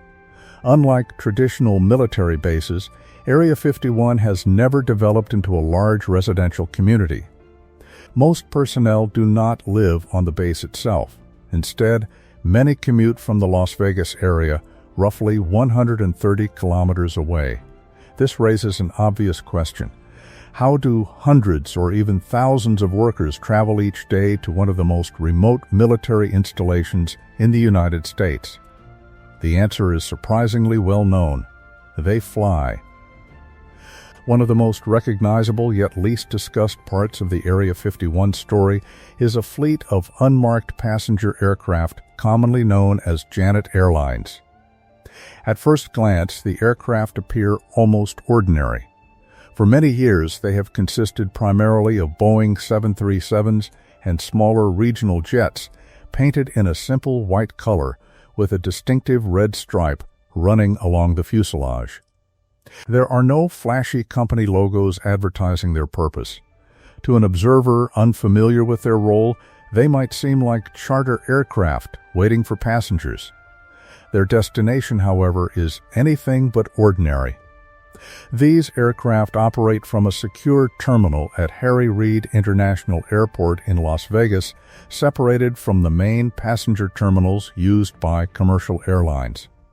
Employees arrive early, pass through security procedures, board their flights, and travel directly to classified facilities, including Area 51 and other government installations in Nevada. The name Janet has inspired countless interpretations over the years. Some enthusiasts have suggested elaborate acronyms such as just another non-existent terminal. Despite its popularity, no official explanation has ever confirmed that interpretation, and historians generally regard it as an unofficial backronym rather than an established fact. What is well documented is that these flights exist. Plane spotters have photographed them for decades. Flight tracking enthusiasts have monitored many of their routes. former employees have acknowledged using them. The flights themselves are not the secret. Their passengers and destinations often are. Imagine boarding an airplane every morning, knowing that you cannot tell friends, neighbors, or even some family members exactly where you are going to work. That reality has been part of life for many people involved in classified programs. Upon landing, another series of security procedures begins. The exact details remain classified, but publicly available information from former employees, court records, and government practices at similar facilities provides a reasonable picture. Identification is verified. Security clearances are confirmed. Personal belongings may be inspected. Electronic devices are often heavily restricted or entirely prohibited within sensitive work areas. Photography is forbidden. Unauthorized documents cannot leave secure buildings. Every movement inside highly classified sections is carefully controlled. To someone unfamiliar with national security work, these procedures may appear excessive, yet similar principles exist in many environments where valuable information must be protected. Consider a pharmaceutical laboratory developing a new medicine. Researchers cannot allow competitors unrestricted access to years of expensive work. Banks protect financial systems. Technology companies guard proprietary designs. Hospitals protect confidential medical records. Area 51 simply applies these concepts at a much higher level because the information involved relates directly to national defense. One of the most misunderstood aspects of classified facilities is how information is actually shared. Many people imagine that everyone working inside Area 51 knows every secret being developed there. In reality, the opposite is almost certainly true. The foundation of modern classified work is a principle known as need to know. Earlier, we introduced this concept while discussing security procedures. Here, it's worth exploring more deeply because it shapes nearly every aspect of daily life inside facilities like Area 51. Imagine helping construct a modern passenger aircraft. Thousands of people contribute to the final product. Some design engines. Others write flight software. Others install electrical wiring. Others manufacture seats. Others paint the exterior. No single individual performs every task. Even senior engineers specialize in particular systems. Now add national security requirements. Instead of encouraging broad information sharing, access becomes deliberately limited. An engineer responsible for landing gear may know almost nothing about electronic warfare systems. A radar specialist may never enter the propulsion laboratory. A software developer may have no reason to visit the flight test hangar. Each person contributes one piece of a much larger puzzle. This compartmentalization serves several purposes. The first is security. If classified information somehow escapes, only a limited portion of the overall project becomes exposed. The second is practicality. Modern aerospace projects are astonishingly complex. Even without security restrictions, no single engineer could master every discipline involved. Aerodynamics, structural engineering, propulsion, computer science, materials science, avionics, radar physics, artificial intelligence, and systems integration all require specialized expertise. Expecting every employee to understand every field would be unrealistic. Instead, specialists work together while sharing only the information necessary to complete their assignments. This system can create an unusual workplace culture. Two engineers might spend years working in neighboring buildings while knowing remarkably little about each other's projects. Both contribute to the same national objective. Neither possesses the complete picture. Former employees from various classified programs have often described this as one of the strangest aspects of the job. You may understand your own work in extraordinary detail while remaining almost entirely unaware of what happens elsewhere in the facility. From the outside, this seems mysterious. From the inside, it becomes routine. Engineering itself has always been a discipline built upon solving problems rather than chasing headlines. That culture likely defines much of daily life at Area 51. Popular imagination often focuses on spectacular breakthroughs. The reality of engineering usually involves patient refinement. A component vibrates slightly more than expected. A computer model disagrees with flight data. A sensor performs perfectly under one condition but poorly under another. A hydraulic system develops an unexpected pressure fluctuation. Each problem demands investigation. Measurements are repeated, designs are adjusted, tests are performed again. Progress comes through hundreds of small improvements rather than dramatic moments of inspiration. Kelly Johnson, the legendary leader of Lockheed Skunk Works, famously encouraged simple management structures and rapid problem solving. His philosophy influenced generations of aerospace engineers. Rather than becoming trapped in endless meetings, engineers were encouraged to identify problems quickly, propose solutions, build prototypes, test them, and learn from the results. This approach became deeply associated with advanced aircraft development. Failure was not automatically viewed as disaster. It became information. Every unsuccessful test revealed something that could improve the next design. This philosophy remains central to engineering today. The first attempt rarely becomes the final product. Iteration drives innovation. Area 51 exists largely because such iteration requires privacy. Testing revolutionary aircraft in public would allow competitors to study both successes and failures. Within the secure environment of Groom Lake, engineers could experiment repeatedly without revealing their progress. Flight testing forms another major part of life at the facility. Before any experimental aircraft leaves the runway, extensive preparation occurs. Engineers review technical data. Weather specialists analyze atmospheric conditions. Pilots attend detailed briefings. Ground crews inspect every major system. Fuel loads are carefully calculated. Emergency procedures are reviewed. Communication systems are tested. Only after countless checklists have been completed does the aircraft begin taxiing toward the runway. Even then, the work has only begun.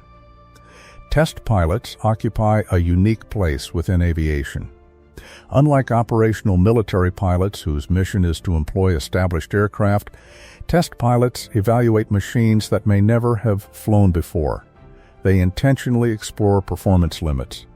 How does the aircraft behave during steep climbs? What happens if one system fails unexpectedly? How stable is it at high altitude? How does it respond during rapid acceleration? Each flight produces enormous quantities of data. Upon landing, pilots often spend hours debriefing engineers. What felt unusual? Which instruments behaved unexpectedly? Did vibrations occur? How did the aircraft respond to control inputs? Modern test aircraft generate digital information automatically, but pilot observations remain invaluable. Human experience still matters. Military routines also influence daily operations. Many personnel working at Area 51 come from military backgrounds.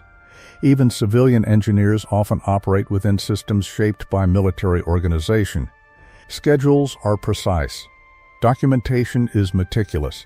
Chain of command is clearly defined. Safety procedures receive constant attention. This discipline is not unique to Area 51. It reflects the reality that experimental aviation involves genuine risks. History reminds us that pushing technological boundaries is never completely safe. Prototype aircraft occasionally crash. Systems fail unexpectedly. Weather changes rapidly. Pilots and engineers accept these risks because careful testing ultimately produces safer operational aircraft. Another important aspect of daily life is silence. Not literal silence, the sound of jet engines, maintenance equipment, and construction has echoed across Groom Lake for decades, but conversational silence regarding classified work.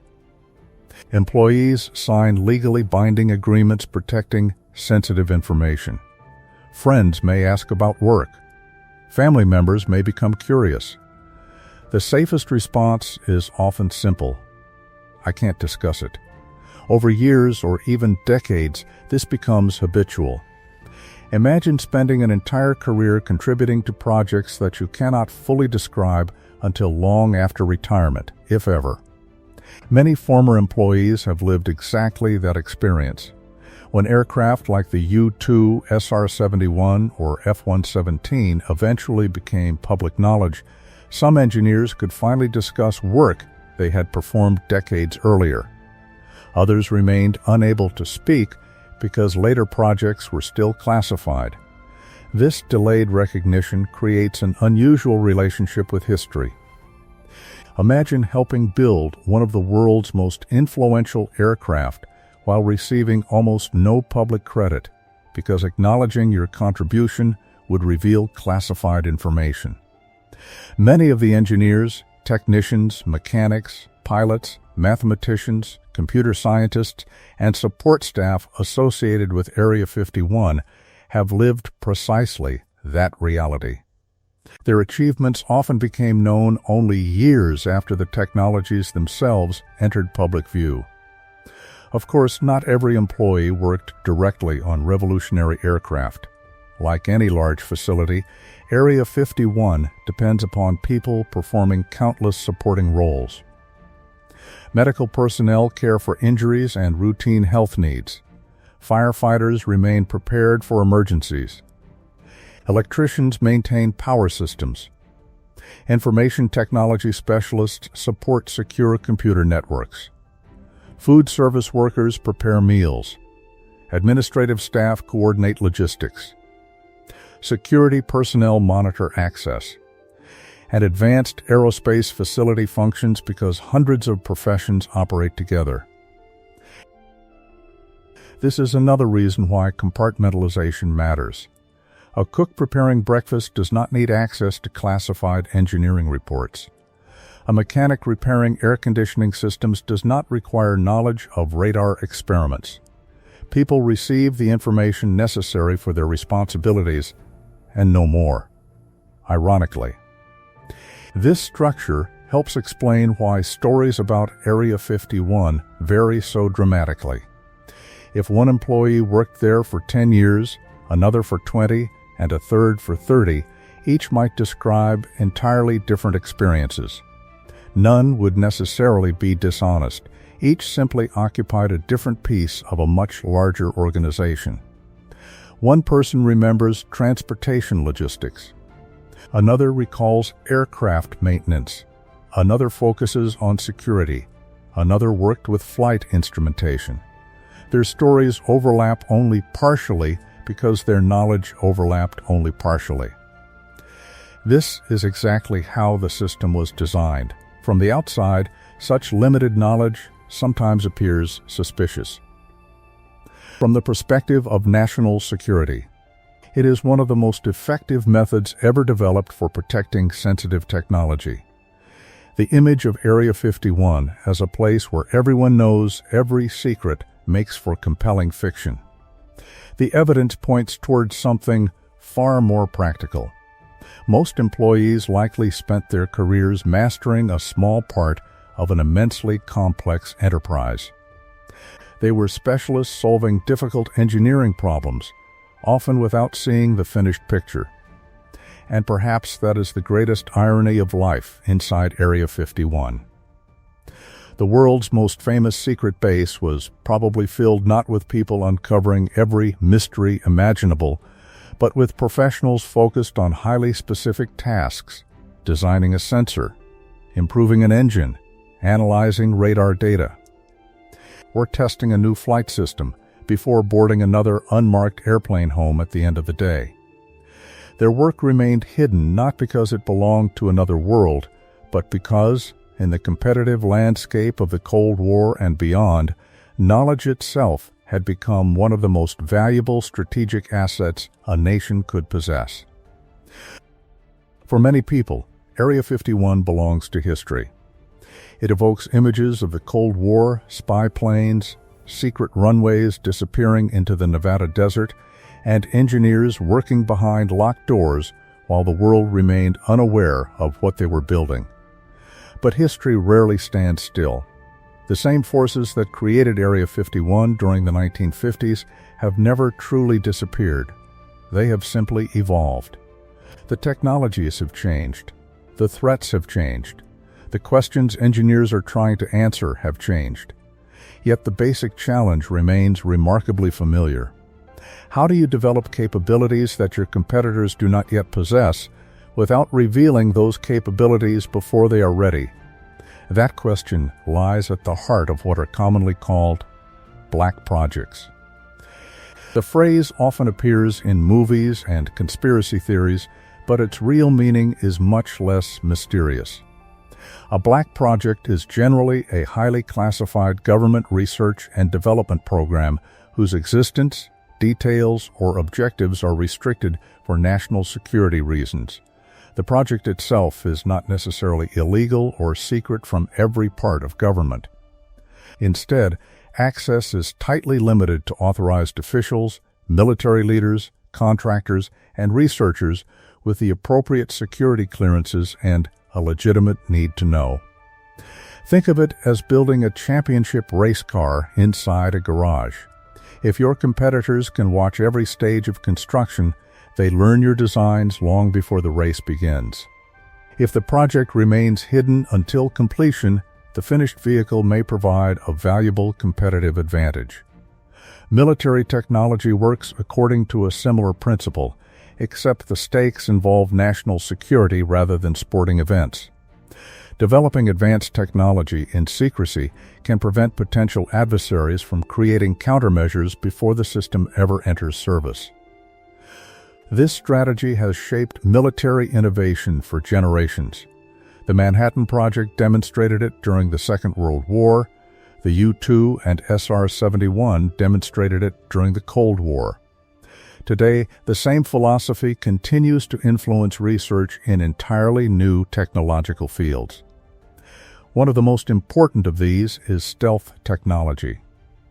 Earlier, we explored how the F-117 Nighthawk introduced operational stealth by reducing the aircraft's radar signature. That achievement marked the beginning of a much broader transformation. Modern stealth is no longer simply about unusual shapes.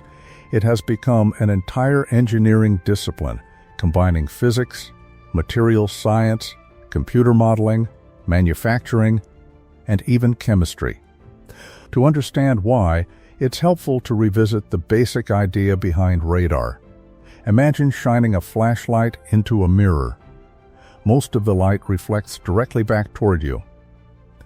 Now imagine shining that same flashlight onto a rough stone wall.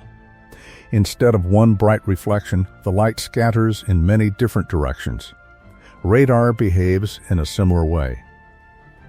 Aircraft designed with flat or curved surfaces positioned at carefully calculated angles can redirect radio waves away from radar receivers instead of reflecting them straight back. But shape alone is not enough. Engineers also develop materials that absorb portions of incoming radar energy before it can return to the transmitter. These are known as radar-absorbing materials, often shortened to RAM. Designing such materials requires understanding how electromagnetic waves interact with different substances. Some coatings convert tiny amounts of radar energy into heat, others scatter reflections so weakly that detection becomes much more difficult. It's worth emphasizing an important point.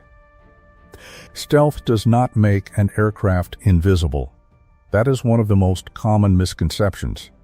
Instead, stealth reduces the distance at which an aircraft can be detected or tracked. Imagine trying to spot a gray bird against an overcast sky. The bird has not disappeared. It has simply become much harder to notice. Stealth works in much the same way. As radar systems improve, stealth technology also evolves. Each side adapts to the other.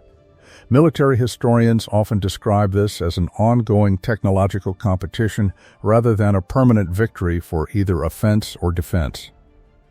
Another area of rapid innovation involves unmanned aircraft, commonly called drones. Although the D-21 represented an early experiment in pilotless reconnaissance during the 1960s, today's unmanned systems have become dramatically more capable. Some fit into a soldier's backpack. Others possess wingspans larger than commercial airliners. They perform an astonishing variety of missions: surveillance, search and rescue, environmental monitoring, border patrol, logistics, electronic intelligence. In military operations, some also conduct precision strikes under human command. The key advantage of unmanned systems is flexibility. Removing the pilot changes many engineering constraints. An aircraft no longer requires a cockpit. Life support systems become unnecessary. Extreme maneuvers that might exceed human physical tolerance become possible. Missions lasting many hours or even more than a day can be performed without exhausting a crew inside the aircraft. This does not mean human beings become less important. In fact, sophisticated drone operations often require teams of pilots, sensor operators, intelligence analysts, communication specialists, and maintenance personnel working together from great distances. The pilot simply operates from the ground rather than from inside the aircraft. Area 51 has long been associated with testing experimental flight systems, and many aviation experts believe facilities like Groom Lake continue providing secure environments where new unmanned technologies can be evaluated before public disclosure. Specific current programs remain classified, so historians distinguish carefully between documented historical activities and informed speculation regarding ongoing projects. One area attracting enormous global attention today is hypersonic flight. The word sounds futuristic, but its meaning is surprisingly straightforward. An object traveling at Mach 1 moves at approximately the speed of sound. Mach 2 means twice the speed of sound. Mach 3 means 3 times the speed of sound. The SR-71 Blackbird famously exceeded Mach 3. Hypersonic flight generally refers to speeds above Mach 5. That means traveling more than 5 times faster than sound. At such extraordinary speeds, entirely new engineering challenges emerge. Air compressed in front of the vehicle becomes extremely hot. Temperatures may rise high enough to weaken ordinary structural materials. Shock waves form around the vehicle. Communication systems become more complicated. Even predicting airflow accurately requires advanced computer simulations. Imagine placing your hand outside a moving car window. At city speeds, the airflow feels gentle. Now imagine multiplying that speed many dozens of times. The surrounding air no longer behaves in familiar ways. Engineers studying hypersonic systems enter a world where heat, pressure, chemistry, and aerodynamics become deeply interconnected. Several countries are actively researching hypersonic vehicles for both military and civilian applications. Publicly available information confirms substantial investment in this field by the United States, China, Russia, and others. Because the technology carries obvious strategic importance, many aspects remain classified. Whether Area 51 currently supports specific hypersonic testing is not publicly confirmed, but historically the facility has served precisely the kind of advanced aerospace research that would benefit from isolated testing environments. Closely related to physical aircraft is another domain that remains largely invisible to ordinary observers. Electronic warfare. Traditional warfare often brings to mind tanks, aircraft, ships, and missiles. Electronic warfare focuses instead on information. Modern militaries rely heavily upon radio communications, radar systems, satellites, navigation signals, data networks, and electronic sensors. Disrupting those systems can dramatically influence military operations. Imagine trying to coordinate emergency responders after a natural disaster while every telephone, radio, and internet connection suddenly fails. The challenge becomes far greater, even if all the personnel remain available. Military forces face similar problems. Electronic warfare seeks either to protect friendly systems or interfere with an opponent's ability to communicate, detect, navigate, or coordinate. Some techniques involve jamming, where powerful signals overwhelm enemy communications. Others involve electronic deception, creating false information that confuses opposing sensors. Radar may be tricked into tracking non-existent targets. Navigation systems may experience interference. Communication networks may become unreliable. Importantly, much of electronic warfare remains defensive, protecting aircraft from hostile radar, securing encrypted communications, ensuring navigation systems continue functioning despite interference. Modern military effectiveness increasingly depends upon mastering this invisible electromagnetic environment. Testing such technologies naturally requires secure facilities, not because the equipment appears dramatic, but because revealing its capabilities would allow adversaries to develop countermeasures. Perhaps the fastest-moving technological revolution of the 21st century involves artificial intelligence. Here again, precision of language matters. When people hear AI, they sometimes imagine autonomous machines making every decision independently. Current military research is generally more limited and more practical. Artificial intelligence excels at recognizing patterns within enormous amounts of data. Imagine asking one person to examine 1 million satellite images looking for changes at specific locations. The task could require months. An AI system trained appropriately may identify potential changes within minutes, allowing human analysts to review the most significant results. The AI does not replace human judgment. It accelerates the search. Similar approaches assist pilots by organizing sensor information. They help maintenance crews predict equipment failures before they occur. They improve logistics by estimating supply requirements. They support cybersecurity by identifying unusual network activity. In each case, the system assists human decision-making rather than eliminating it. Ethical questions naturally arise. How much authority should autonomous systems possess? Which decisions must always remain under meaningful human control? How should accountability be assigned if automated recommendations prove incorrect? Governments, researchers, ethicists, and international organizations continue debating these questions. They represent some of the most important discussions surrounding military technology today. Area 51's historical role reminds us that technological innovation is never purely technical. It also involves policy, ethics, law, and international stability. None of these advanced systems appear overnight. Before entering operational service, they undergo extensive prototype testing. This process remains remarkably similar to the methods pioneered during the development of the U-2 and SR-71. A concept begins as mathematical models. Engineers build computer simulations. Wind tunnels evaluate aerodynamic behavior. Prototype components undergo laboratory testing. Full-scale aircraft perform ground tests. Only after numerous evaluations do flight trials begin. Each flight generates data. That data leads to modifications. The revised design undergoes further testing. Engineering progresses through repeated cycles of observation, analysis, improvement, and verification. Area 51 became famous precisely because it provided an environment where these cycles could occur without public observation.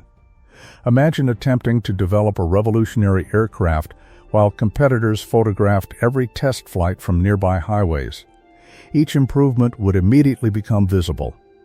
Potential adversaries could adapt before development even finished. Secrecy protects not only completed technology but also the learning process itself. Governments therefore continue maintaining highly secure research facilities for several practical reasons. First, they protect technological advantages. If years of expensive research become publicly available too early, competing nations may replicate or counter those innovations. Second, classified testing improves safety. Experimental aircraft occasionally experience unexpected failures. Remote locations reduce risks to surrounding communities while providing large areas for emergency procedures. Third, secrecy allows engineers to experiment freely. Not every prototype succeeds. Some designs prove impractical, others reveal entirely unexpected problems. Developing advanced technology requires the freedom to fail privately before presenting successful results publicly.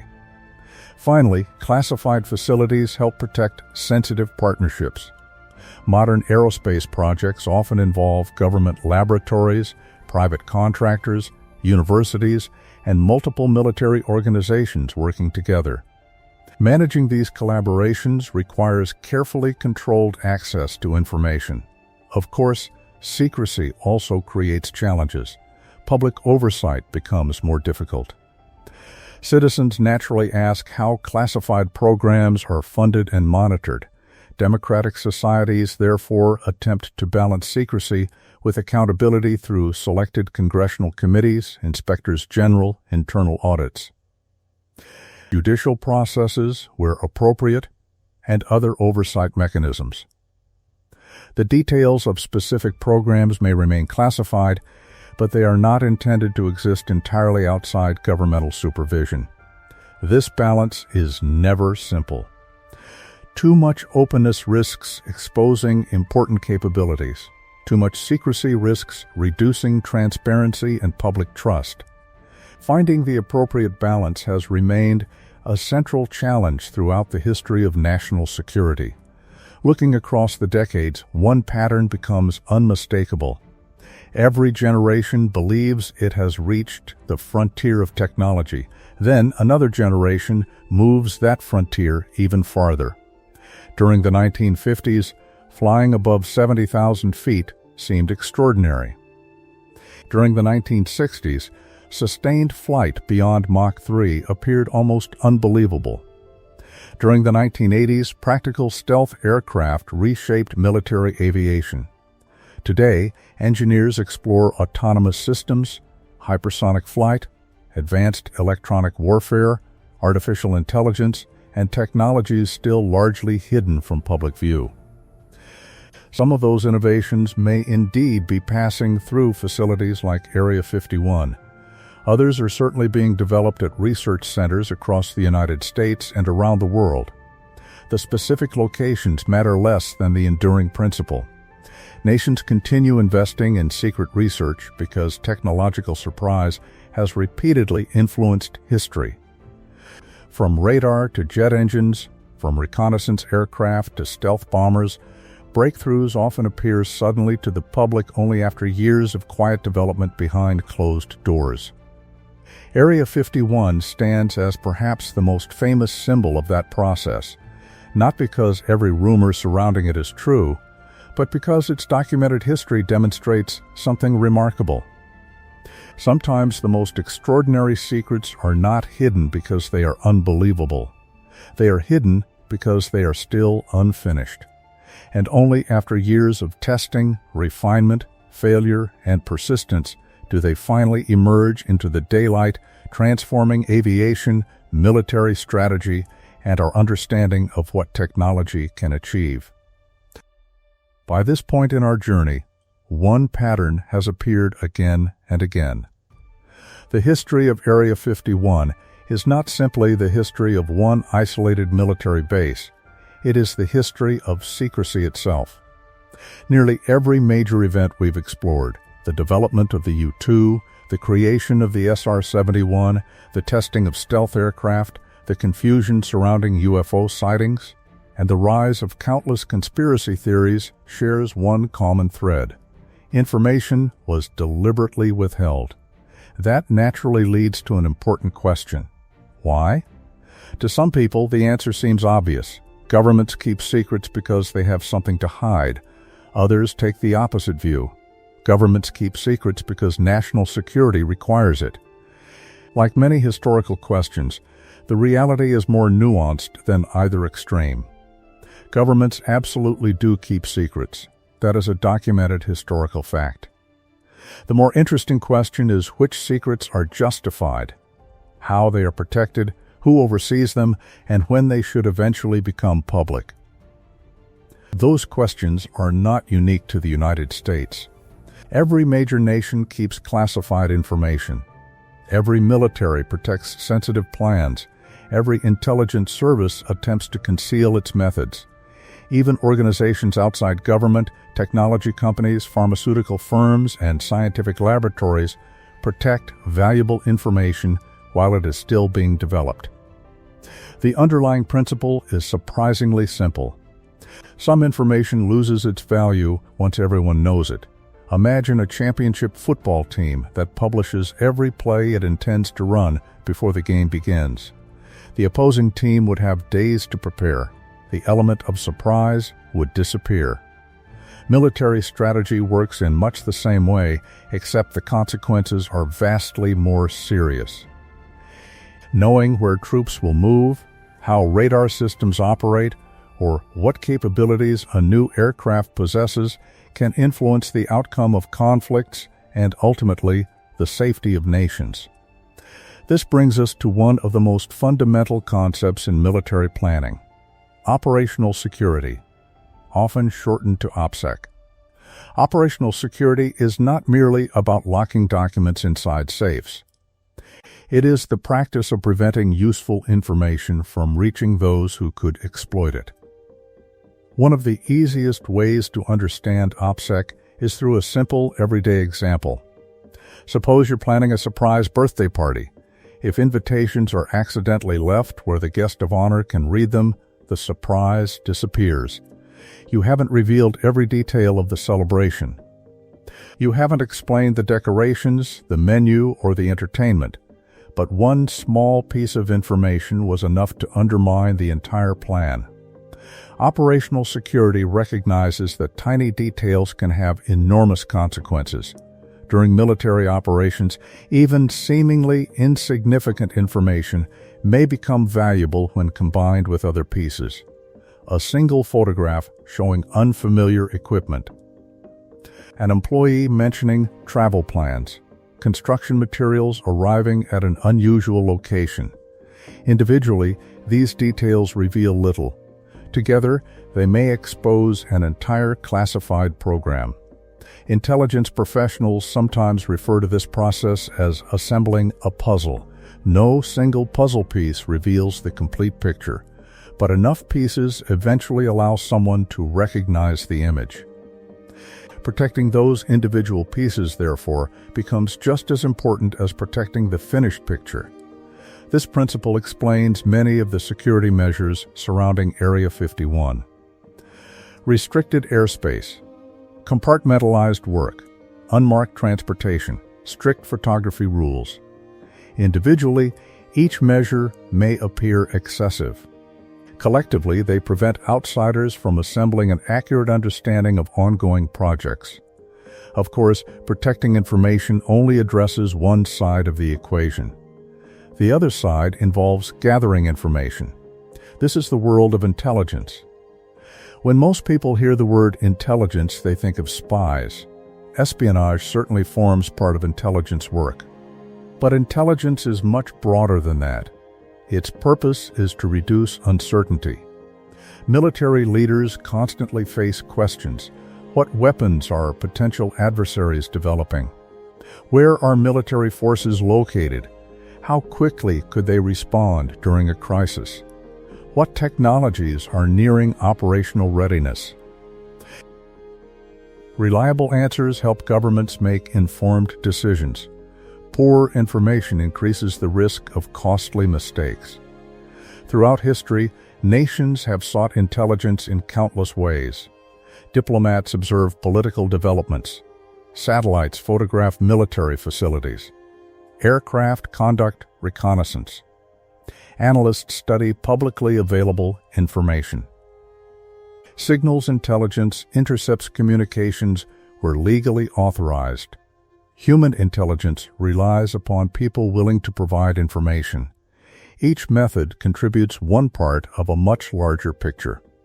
The U-2 SR-71 and later reconnaissance systems all served this broader mission. Their purpose was not merely to take impressive photographs. It was to replace dangerous assumptions with reliable evidence. History repeatedly demonstrates why that matters. During the early Cold War, American officials feared what became known as the bomber gap.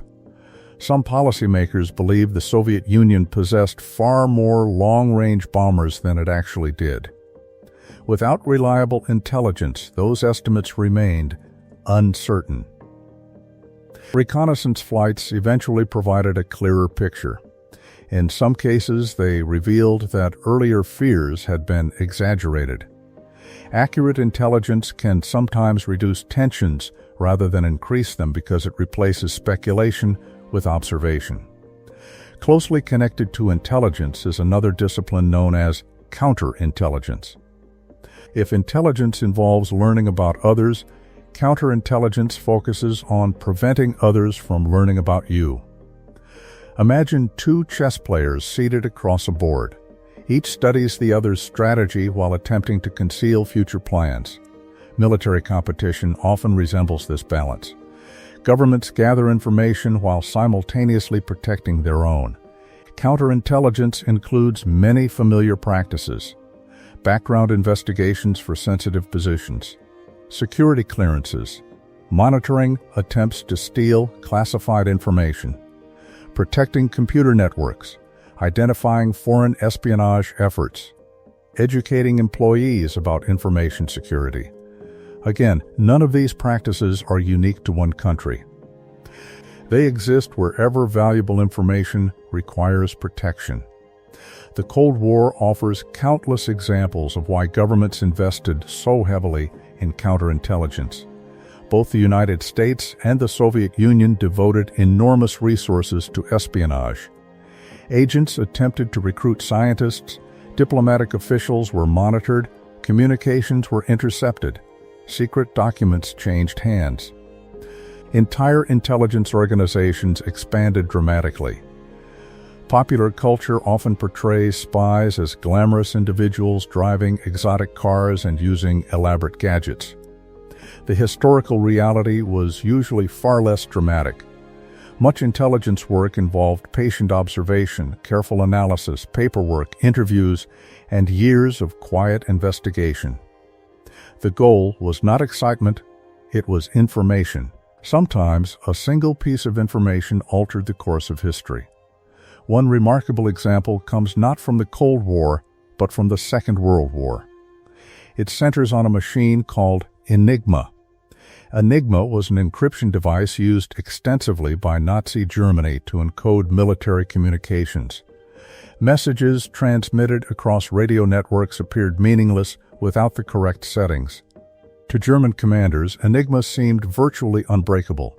Yet teams of mathematicians, linguists, engineers, and cryptanalysts, first in Poland and later at Bletchley Park in Britain, gradually discovered methods for reading many encrypted messages. Among the most influential figures was Alan Turing, whose contributions to cryptography and early computer science remain enormously significant. The intelligence derived from decrypted Enigma communications, later known under the code name Ultra, provided the Allies with crucial information about submarine movements, military operations, and strategic planning. Yet an extraordinary dilemma emerged. Suppose you know exactly where an enemy submarine intends to attack because you've broken its communications. If you prevent every attack, the enemy may realize its encryption has been compromised. They would change their system. The valuable source of intelligence would disappear. As difficult as it sounds. Allied leaders occasionally accepted limited losses rather than reveal that enigma had been broken. This remains one of the most challenging ethical questions in intelligence history. Protecting a source sometimes meant sacrificing immediate advantages in order to preserve greater long-term benefits. Secrecy, in this case, became a strategic weapon. Another famous example is the Manhattan Project. During the Second World War, the United States, together with Britain and Canada, undertook an enormous effort to develop the first atomic bomb. More than 130,000 people ultimately contributed to the project. Factories spread across multiple states, entire communities grew around research facilities, yet remarkably few participants understood the project's full purpose. Many workers operated machinery, processed materials, or performed calculations without knowing how their individual tasks fit into the larger objective. Once again, compartmentalization proved essential. Scientists understood different aspects of nuclear physics. Engineers designed industrial processes, military officials coordinated logistics, construction crews built facilities. Each group possessed only the information necessary to perform its work. The project remained secret until the bombings of Hiroshima and Nagasaki revealed its existence to the world. Whether one views the Manhattan Project as a scientific triumph, a military necessity, a moral tragedy, or some combination of all three, it undeniably demonstrates how effective large-scale secrecy can be. Area 51 adopted many similar organizational principles. The historical record therefore teaches an important lesson. Large secret programs are possible. But they do not operate the way conspiracy theories often suggest. Thousands of people rarely share one enormous secret equally. Instead, thousands of specialists each protect one relatively small part of a much larger effort. That distinction makes sustained secrecy far more practical than many people imagine. Yet democratic societies introduce another important consideration: public accountability. Citizens fund government programs through taxation. They elect representatives. They expect oversight. How can secrecy coexist with democratic principles? There is no perfect answer. Instead, modern democracies generally rely upon layered oversight. Legislative committees review classified programs. Judicial systems authorize certain intelligence activities under established legal frameworks. Inspectors general investigate misconduct. Internal auditors examine expenditures. Senior executive officials approve highly sensitive operations. The public may not know every operational detail, but classified programs are generally not intended to exist entirely without oversight. Of course, history also reminds us that governments sometimes make mistakes. Classified programs have occasionally exceeded appropriate authority. Information has been improperly withheld. Intelligence assessments have proven inaccurate. Whistleblowers, investigative journalists, historians, and official inquiries have all contributed to correcting such failures over time. Recognizing these historical realities does not require believing every conspiracy theory, nor does it require assuming every government action is automatically justified. Critical thinking means evaluating evidence case by case. This is perhaps the most valuable lesson Area 51 offers. It teaches us to separate documented secrecy from unsupported speculation. The existence of classified aircraft is documented. The development of stealth technology is documented. The use of reconnaissance flights is documented. The operation of black budgets under congressional oversight is documented. These are historical facts, supported by records, declassified documents, and eyewitness testimony. Other claims require different treatment. Stories involving hidden civilizations, recovered extraterrestrial technology, or vast global conspiracies demand evidence matching their extraordinary nature. Without such evidence, responsible historians acknowledge uncertainty rather than certainty.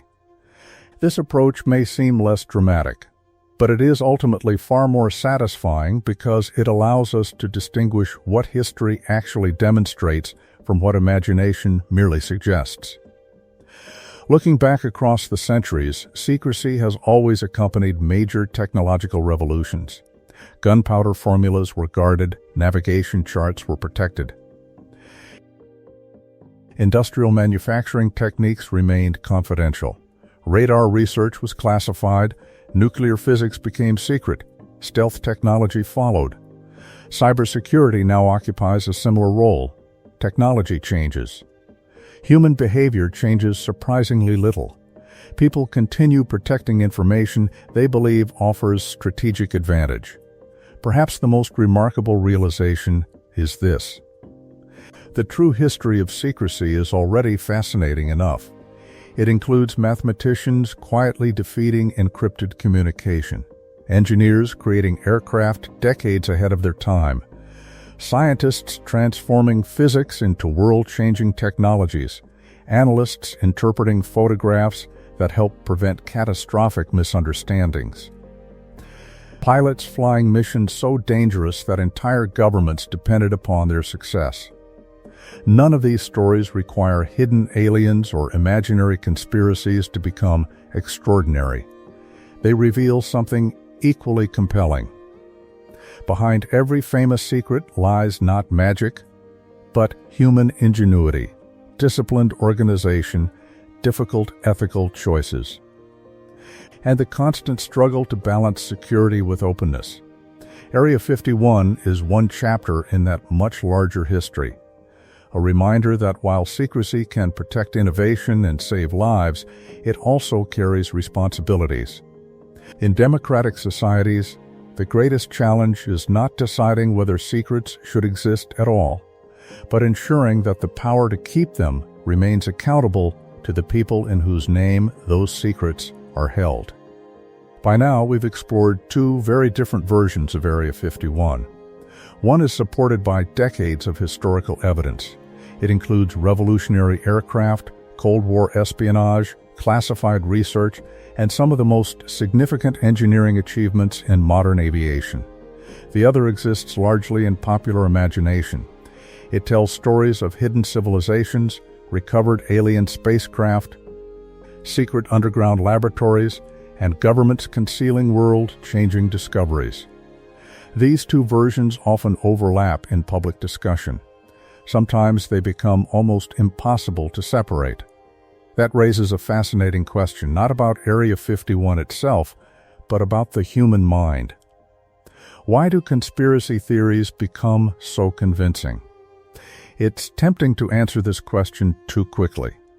Some people assume that only the uneducated believe extraordinary claims.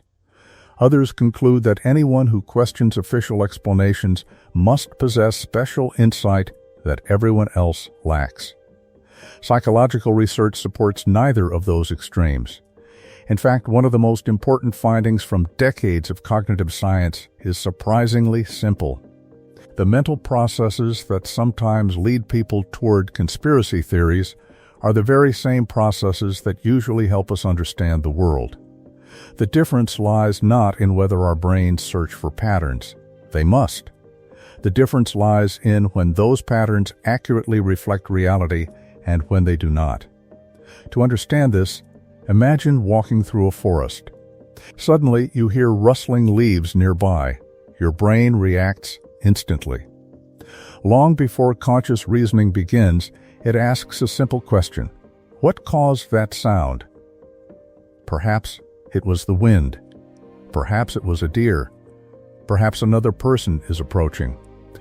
Evolution strongly favored minds that searched for explanations quickly. For our ancestors, failing to notice a predator carried far greater consequences than occasionally mistaking a moving branch for one. Psychologists sometimes describe this tendency as pattern recognition. Humans are exceptionally skilled at finding relationships. We recognize faces within fractions of a second. We identify voices over noisy backgrounds. We detect rhythm in music. We discover mathematical relationships. Science itself depends upon finding meaningful patterns hidden inside enormous amounts of information. Without pattern recognition, there would be no astronomy, no medicine, no engineering, and no modern technology. The ability is one of humanity's greatest strengths, yet every powerful ability comes with trade-offs. A smoke detector, sensitive enough to warn you about dangerous fires, will occasionally react to burned toast. Similarly, a brain sensitive enough to detect meaningful relationships will occasionally perceive connections that are not actually present. You've probably experienced this yourself. Looking at clouds, you suddenly recognize the shape of a dragon, or a rabbit, or a familiar face. The cloud did not intentionally form that image. Your brain constructed it from random shapes because recognizing familiar forms happens almost automatically. Psychologists call this phenomenon pareidolia. It's why people sometimes see faces in tree bark, mountains, electrical outlets, or the surface of the moon. These experiences feel genuine because the perception itself is genuine. The interpretation, however, may not reflect physical reality. The same principle can influence how people interpret complex events. Suppose several unusual events happen within a short period. An aircraft flies overhead. A military convoy appears on a highway. Government officials decline to answer questions. News reports mention classified research. Each event is real. Our minds naturally ask whether they are connected. Sometimes they are, sometimes they are not. History teaches us examples of both. One of the brain's most remarkable characteristics is that it dislikes uncertainty. When information is incomplete, we instinctively begin filling the gaps. This process usually helps us function efficiently. Imagine reading a sentence with one missing word. Your brain often predicts the missing word before you consciously realize it. Conversation works because we constantly anticipate meaning. Driving works because we predict the movement of other vehicles. Daily life depends upon making educated guesses. Conspiracy theories often emerge from this same tendency. They offer complete explanations where uncertainty previously existed. Whether those explanations are accurate becomes a separate question. Another important concept studied extensively by psychologists is confirmation bias. The name sounds technical, but the idea is familiar to almost everyone. Confirmation bias refers to our tendency to notice, remember, and give greater weight to information that supports beliefs we already hold while paying less attention to information that challenges those beliefs.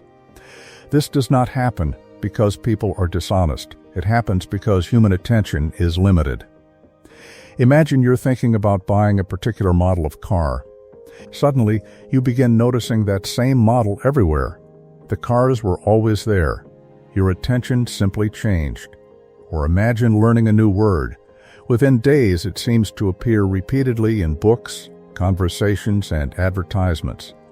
Again, the word has not suddenly become more common. Your awareness has shifted. Beliefs influence attention. Now, apply this principle to Area 51. Someone convinced that extraterrestrial technology is hidden there may naturally pay close attention to stories supporting that conclusion. Government secrecy, unusual aircraft, eyewitness reports, leaked documents. Meanwhile, contradictory information may receive less attention. Declassified engineering records, historical aircraft development, independent document analysis. The opposite can happen as well. Someone deeply skeptical of every extraordinary claim may dismiss unusual evidence too quickly. Confirmation bias affects everyone. Scientists know this, which is why science relies upon methods designed specifically to reduce its influence. Experiments are repeated. Independent researchers attempt replication. Evidence is reviewed by others. Hypotheses are tested rather than simply accepted. The goal is not to eliminate human bias completely, that would be impossible, but to minimize its effects through careful methods. Another fascinating tendency is known as proportionality bias. Humans often expect major events to have major causes. Small causes feel unsatisfying. Consider the assassination of an important political leader. Many people instinctively struggle to believe that one individual could dramatically alter history. Large historical consequences seem as though they should result from equally enormous hidden forces. Psychologists have repeatedly found that people often prefer explanations matching the emotional scale of the event rather than the actual complexity of history. Yet history frequently resists that intuition.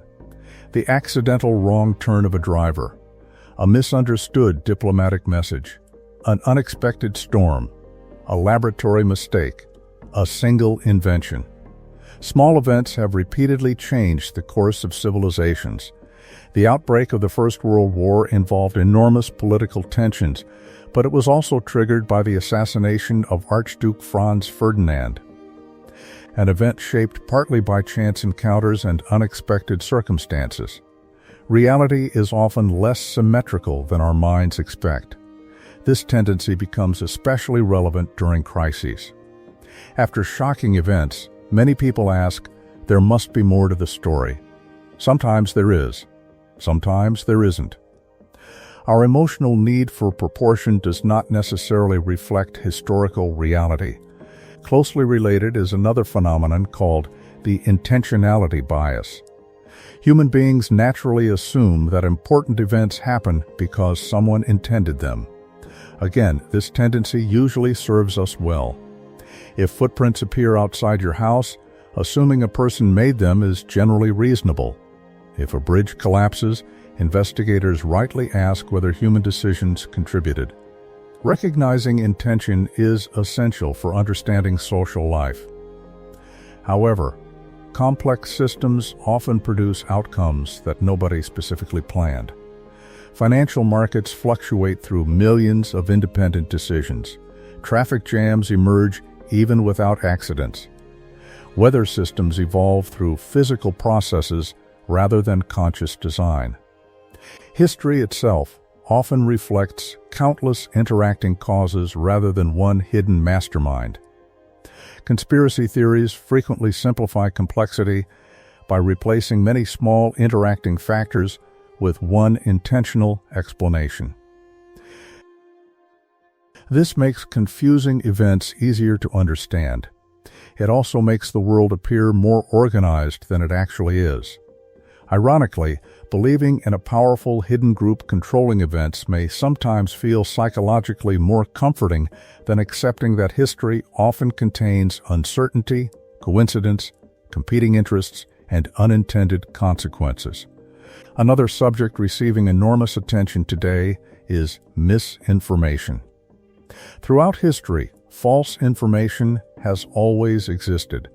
Rumors spread through villages, propaganda circulated during wars, forged documents appeared in political disputes.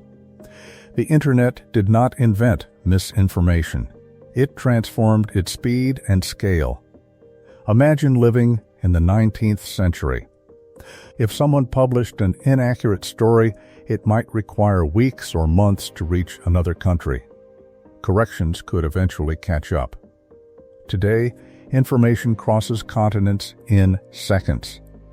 A dramatic claim may reach millions of people before investigators have even begun examining it. Social media platforms amplify this process in several ways. First, emotionally surprising content attracts attention. Second, algorithms often recommend material similar to what users have already engaged with. Third, online communities allow people sharing similar beliefs to find one another regardless of geography. None of these mechanisms were specifically designed to spread conspiracy theories. They simply reward engagement. Unfortunately, surprising claims often generate more engagement than cautious explanations. A headline stating, "Secret documents reveal incredible discovery," naturally attracts more curiosity than one reading. Historians continue evaluating limited evidence. Human attention gravitates toward novelty. Psychologists sometimes describe this as the availability heuristic. We estimate how common or important something is partly by how easily examples come to mind. If dramatic UFO videos appear repeatedly in someone's online feeds, they may begin overestimating how frequently such events actually occur. The videos are memorable. The thousands of ordinary evenings with nothing unusual happening receive no attention. Our memories, therefore, become unbalanced. This is not unique to conspiracy theories. News reporting generally emphasizes unusual events precisely because ordinary events are less newsworthy. One airplane accident receives international coverage. Millions of safe flights receive almost none. The coverage is understandable. But if someone judged aviation solely from news headlines, they would dramatically overestimate its danger. Understanding this psychological tendency helps us interpret information more thoughtfully. Importantly, none of this means conspiracy theories arise only from ignorance. Research consistently shows that believers come from diverse educational backgrounds, professions, political views, and cultures. Engineers, doctors, teachers, business leaders, scientists, artists. Education alone does not eliminate cognitive bias because biases are features of normal human thinking. Intelligence is not a vaccine against mistaken conclusions. In fact, highly intelligent people may sometimes become exceptionally skilled at constructing sophisticated arguments supporting beliefs they already hold. Critical thinking, therefore, requires more than intelligence. It requires intellectual humility. The willingness to ask, "What evidence would change my mind?" That question lies at the heart of scientific reasoning. A good scientist does not simply collect evidence supporting a favored hypothesis. They actively search for evidence capable of disproving it. This approach traces back to one of the central principles of modern science. Ideas become stronger by surviving careful attempts to challenge them. Area 51 provides an excellent example. Many extraordinary claims have circulated for decades. Some eventually gained support from newly declassified documents. The existence of the U-2. The development of stealth aircraft. The role of Groom Lake in Cold War aviation. These were once denied or unknown, then later confirmed through evidence. Other claims remain unsupported despite years of investigation. Recovered alien spacecraft. Reverse-engineered extraterrestrial propulsion. Underground civilizations. Scientists and historians treat these differently, not because they dislike extraordinary ideas, but because the available evidence differs. The standard remains the same. Claims should match evidence. This principle protects us from two equal and opposite mistakes. Believing everything, rejecting everything. Neither approach leads to reliable understanding. The most productive path lies between them. Curiosity combined with skepticism. Open-mindedness combined with careful evaluation. A willingness to follow evidence wherever it leads, even if the answer proves less dramatic than expected. Perhaps that is the greatest lesson psychology offers. Our minds evolved to help us survive. Not necessarily to evaluate complex 21st century information environments filled with classified military programs, viral videos, artificial intelligence, and millions of competing sources. Recognizing these mental tendencies is not an admission of weakness. It is a source of strength. Once we understand how our minds naturally search for patterns, favor familiar ideas, prefer emotionally satisfying explanations, and respond to uncertainty, we become better equipped to ask deeper questions. Area 51 has fascinated generations not merely because of what may lie behind its fences, but because it reveals something equally remarkable about the observers standing outside them. The mystery has never existed only in the Nevada desert. Part of it has always existed within the extraordinary human mind itself, a mind capable of discovering the laws of physics, decoding encrypted messages, designing aircraft that seemed impossible, and at the same time weaving stories that help make sense of an uncertain world. Understanding both sides of that remarkable ability may be the most valuable discovery of all. For most of its history, Area 51 existed in an unusual state. Millions of people knew it was there, yet officially it wasn't. Maps hinted at its location. Pilots avoided its restricted airspace. Aviation enthusiasts photographed its distant mountains from public land. Former employees occasionally spoke in carefully chosen words. Journalists investigated. Historians collected fragments of evidence.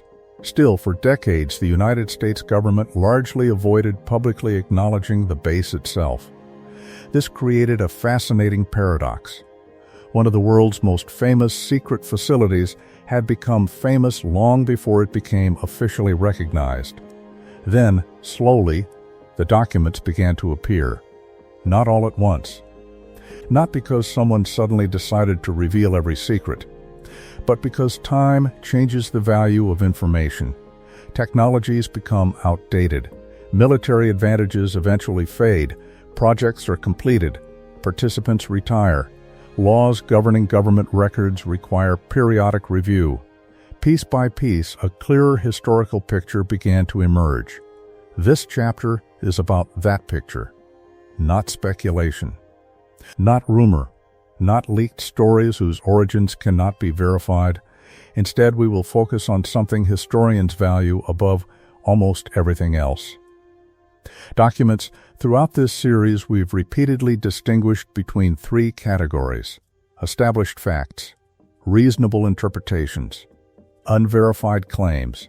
Declassified records belong in the first category. They are not perfect.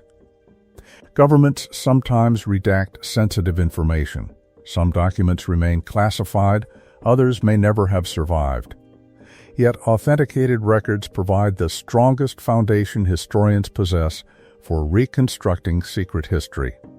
To understand why, it helps to know how government secrecy actually changes over time. Many people imagine classified information remaining locked away forever. In reality, classification often has a life cycle. Information receives protection because revealing it could damage national security. As years pass, however, those risks frequently decline. Aircraft enter public service.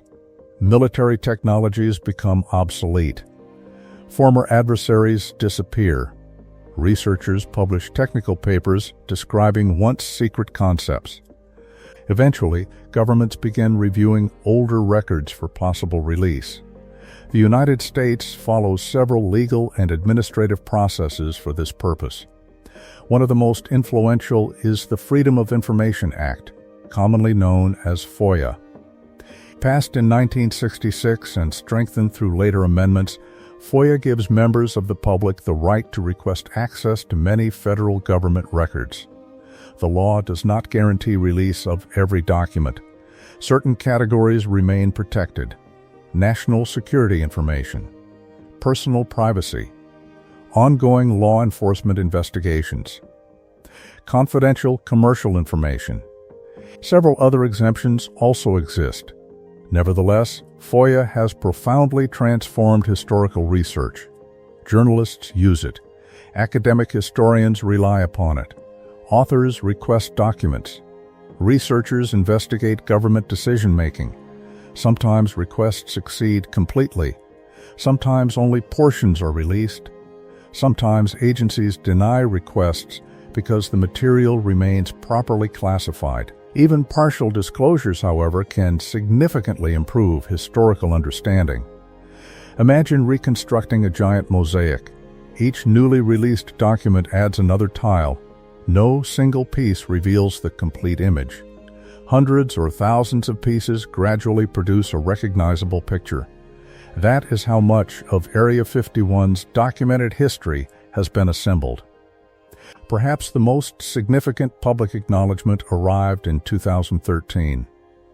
Although historians and aviation researchers had discussed Area 51 for decades, the Central Intelligence Agency officially released historical documents relating to the development of the U-2 reconnaissance aircraft.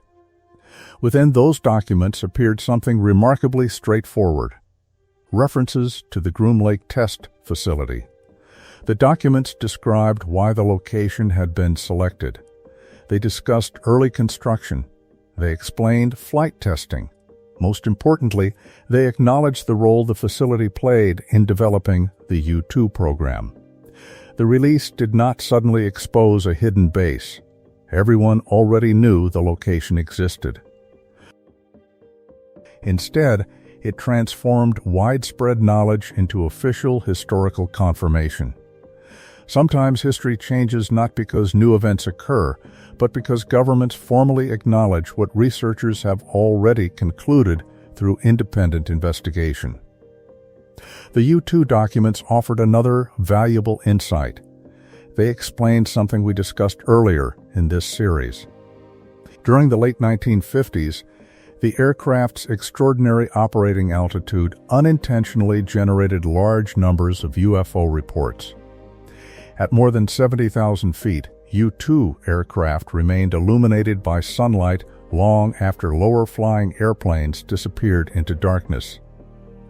Observers unfamiliar with such altitudes naturally reported unusual lights. The CIA's historical review openly recognized this connection, noting that a substantial proportion of UFO reports received during certain periods likely resulted from high-altitude reconnaissance flights. Notice how valuable this document becomes. It does not merely tell us that secret aircraft existed. It helps explain a historical mystery using evidence rather than speculation. One carefully preserved report answers questions that decades of rumor never could. Another major source of historical information comes from National Archives collections. Government agencies regularly transfer older records to archival institutions where they become available for scholarly research after appropriate review. These archives contain an extraordinary variety of material: engineering reports, procurement records, maps, correspondence, meeting minutes, budget documents, photographs, administrative memoranda, flight evaluations, personnel records where privacy laws permit. Individually, many appear unremarkable. Together, they reveal how classified programs actually functioned. Historians rarely discover one dramatic smoking gun. Instead, they compare hundreds of ordinary documents. Suppose one memo references construction at Groom Lake. Another discusses runway improvements. A third authorizes funding. A fourth mentions personnel assignments. A fifth evaluates aircraft performance. None tells the whole story. Combined, they produce a remarkably detailed reconstruction. This approach resembles archaeology. An archaeologist rarely uncovers an entire ancient city intact. Instead, fragments accumulate: pottery, foundations, coins, tools, written inscriptions. Each artifact gains meaning through its relationship to the others. Historical documents function similarly. Context matters. Cross-checking matters. Patterns emerge gradually. Satellite imagery has also transformed public understanding. Unlike the early Cold War, when high-resolution imagery remained available only to governments, commercial satellite companies now photograph much of Earth's surface regularly. Researchers can observe runways expanding, new hangars appearing, roads being constructed, support buildings changing over time. Of course, satellite photographs have important limitations. They show structures. They rarely reveal what occurs inside those structures. Seeing a large hangar tells us almost nothing about its contents. A photograph captures appearance. It cannot automatically explain purpose. This distinction often becomes blurred in online discussions. Someone may point to a new building visible in satellite imagery and immediately propose an extraordinary explanation. Responsible historical analysis proceeds differently. First, identify what is actually observable. Then, ask what evidence supports possible interpretations. Multiple explanations often remain possible. Patience generally produces better history than speculation. Another fascinating source comes from aviation itself. Many aircraft eventually become public. Pilots retire. Engineers publish memoirs. Museums acquire prototypes. Technical papers appear in professional journals. Suddenly, technologies once surrounded by secrecy become subjects of open discussion. Consider the SR-71 Blackbird. During its operational years, many details remained classified. Today, visitors can stand beside preserved aircraft in museums. Engineers have described aspects of its design. Pilots have published first-hand accounts. Historians compare these personal narratives with declassified government records, allowing remarkably detailed reconstructions of the program's development. The same process has occurred with the F-117 Nighthawk. When it first flew secretly during the late 1970s, almost no member of the public knew it existed. Years later, photographs emerged. Then, official acknowledgement followed. Eventually, retired engineers explained aspects of its stealth design that had once represented some of America's most closely guarded technological secrets. Area 51 itself appears repeatedly throughout these histories, not as an alien research facility, not as a mythical underground city, but as an essential proving ground where revolutionary aircraft matured before entering operational service. That documented role alone makes it historically extraordinary. Yet important unknowns remain. This is where careful historical thinking becomes essential. There is a difference between unknown because evidence remains classified and unknown because evidence does not exist. Those are not the same situation. For example, it is entirely reasonable to conclude that some activities at Area 51 remain classified today. Governments continue developing advanced military technology. Not every project becomes public immediately. Indeed, history suggests many programs will remain undisclosed until they no longer provide strategic advantages. At the same time, it does not automatically follow that every speculative claim about the facility is therefore true. Unknown information cannot be used as evidence supporting specific conclusions. Suppose someone tells you there is a locked safe inside a building. You know the safe exists. You do not know its contents. Several possibilities become conceivable. Important documents, cash, jewelry, old photographs, nothing at all. Until the safe is opened, certainty remains impossible. History works the same way. Acknowledging incomplete knowledge is intellectually honest. Filling every gap with dramatic assumptions is not. Professional historians therefore become surprisingly comfortable saying 3 words: "We don't know." Far from representing failure, those words often reflect intellectual discipline. History advances by recognizing the limits of available evidence. Another misconception deserves attention. Some people imagine declassification as a single event. In reality, it is an ongoing process. Thousands of documents become available every year across countless subjects. Researchers continuously revisit earlier conclusions as new information appears. Sometimes long-standing interpretations become stronger. Occasionally, they change. This willingness to revise conclusions distinguishes historical scholarship from rigid belief systems. Evidence leads. Interpretations follow. Area 51 itself demonstrates this beautifully. During the 1960s, very little reliable information existed publicly. By the 1980s, aviation researchers had assembled partial histories using interviews and indirect evidence. By the 1990s and 2000s, additional documents expanded that picture. The 2013 CIA releases confirmed important aspects officially. Each stage improved understanding. No single revelation solved every mystery. Instead, history accumulated. This process also explains why historians place so much value on multiple independent sources. Suppose a former engineer recalls testing a particular aircraft. Interesting. Now suppose flight logs mention the same testing period. Construction records show corresponding facility upgrades. Budget documents authorize equipment purchases. Aerial photographs reveal new infrastructure. Independent sources converge upon the same conclusion. Confidence increases dramatically. Historical certainty rarely comes from one spectacular discovery. It usually emerges from agreement among many ordinary pieces of evidence. This method protects researchers from many common errors. Memories fade. Documents occasionally contain mistakes. Photographs may be misinterpreted. Taken together, however, diverse evidence often compensates for individual weaknesses. It's rather like interviewing several eyewitnesses to the same event.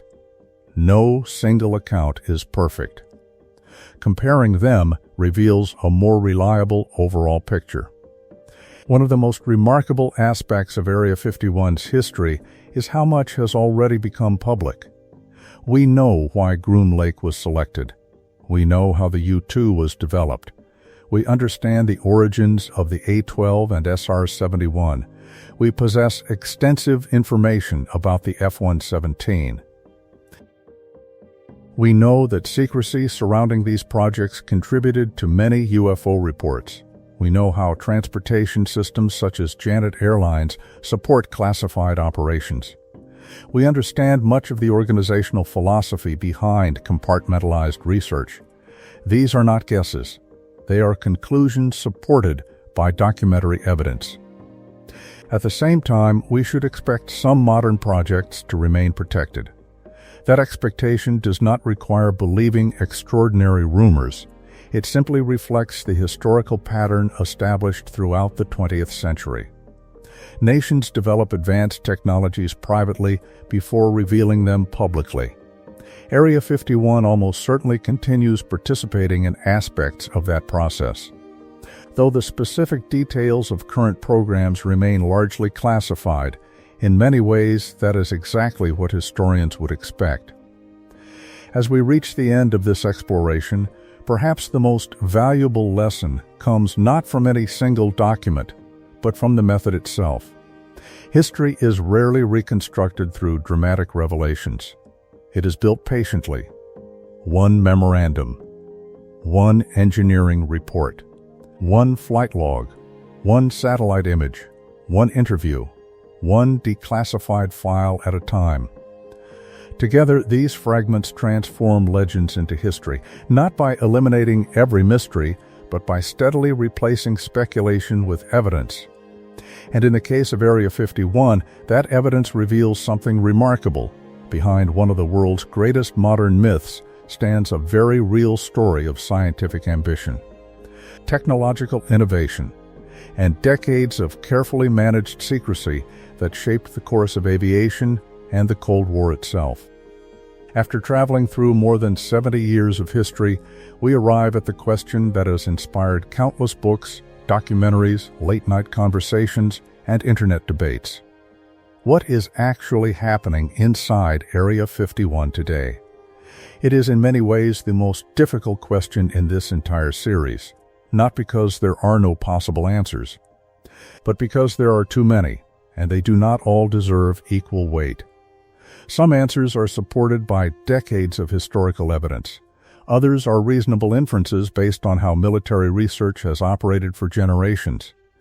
Still, others are imaginative speculation with little or no verifiable support. A careful historian has to separate those categories before attempting any conclusion. So throughout this chapter, we'll follow the same approach that has guided us from the beginning. We'll distinguish between what we know, what is likely, and what remains unknown. That distinction may not produce the most sensational story. It does produce the most reliable one. Let's begin with the strongest category. #What the evidence clearly supports. If someone had asked this question in 1957, very few people outside a small circle of government officials could have answered it accurately. Today, history provides an important advantage. We know what Area 51 has done before. It has repeatedly served as a secure testing ground for revolutionary military aviation. The U-2, the A-12 Oxcart, the SR-71 Blackbird, the D-21 reconnaissance drone, the F-117 Nighthawk.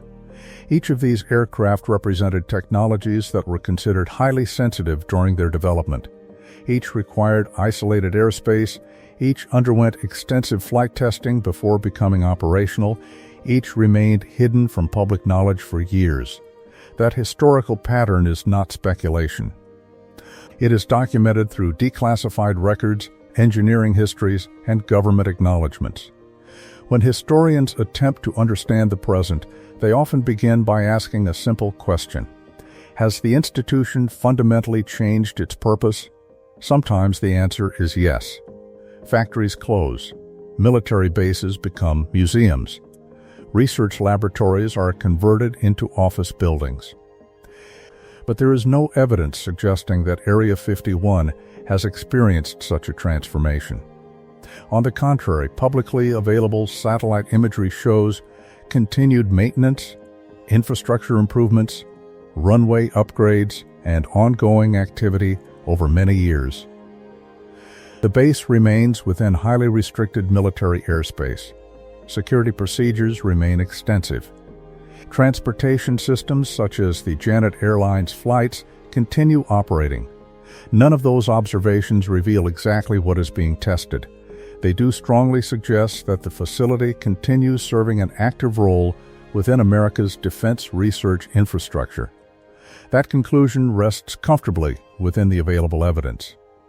#Advanced aerospace development. If history is our guide, the most likely activity occurring at Area 51 today is the continued testing of advanced aerospace systems. Notice the wording. Most likely. Not certainly. The distinction matters. Military aircraft have become astonishingly complex over the past several decades. During the Cold War, engineers primarily focused on flying higher, flying faster, or avoiding radar detection. Today's challenges extend much further. Modern aircraft function as flying computer networks. They communicate with satellites. They exchange information with other aircraft. They coordinate with ground forces. They interact with drones. They process enormous amounts of sensor data in real time. In many respects, today's military aircraft resemble highly advanced computers that also happen to fly. Testing these systems requires more than simply proving that an airplane can remain airborne. Engineers must verify that hundreds of interconnected components function together reliably under demanding conditions. This process is known as systems integration. The phrase sounds technical, but the idea is surprisingly familiar. Imagine assembling an orchestra. Each musician may perform beautifully on their own. The violinist is excellent, the percussion section is precise, the brass players are highly skilled. Yet the true challenge begins when everyone performs together. Timing, balance, coordination, communication. Small errors that seem insignificant individually can become major problems when many systems interact simultaneously. Modern aircraft present engineers with exactly this challenge.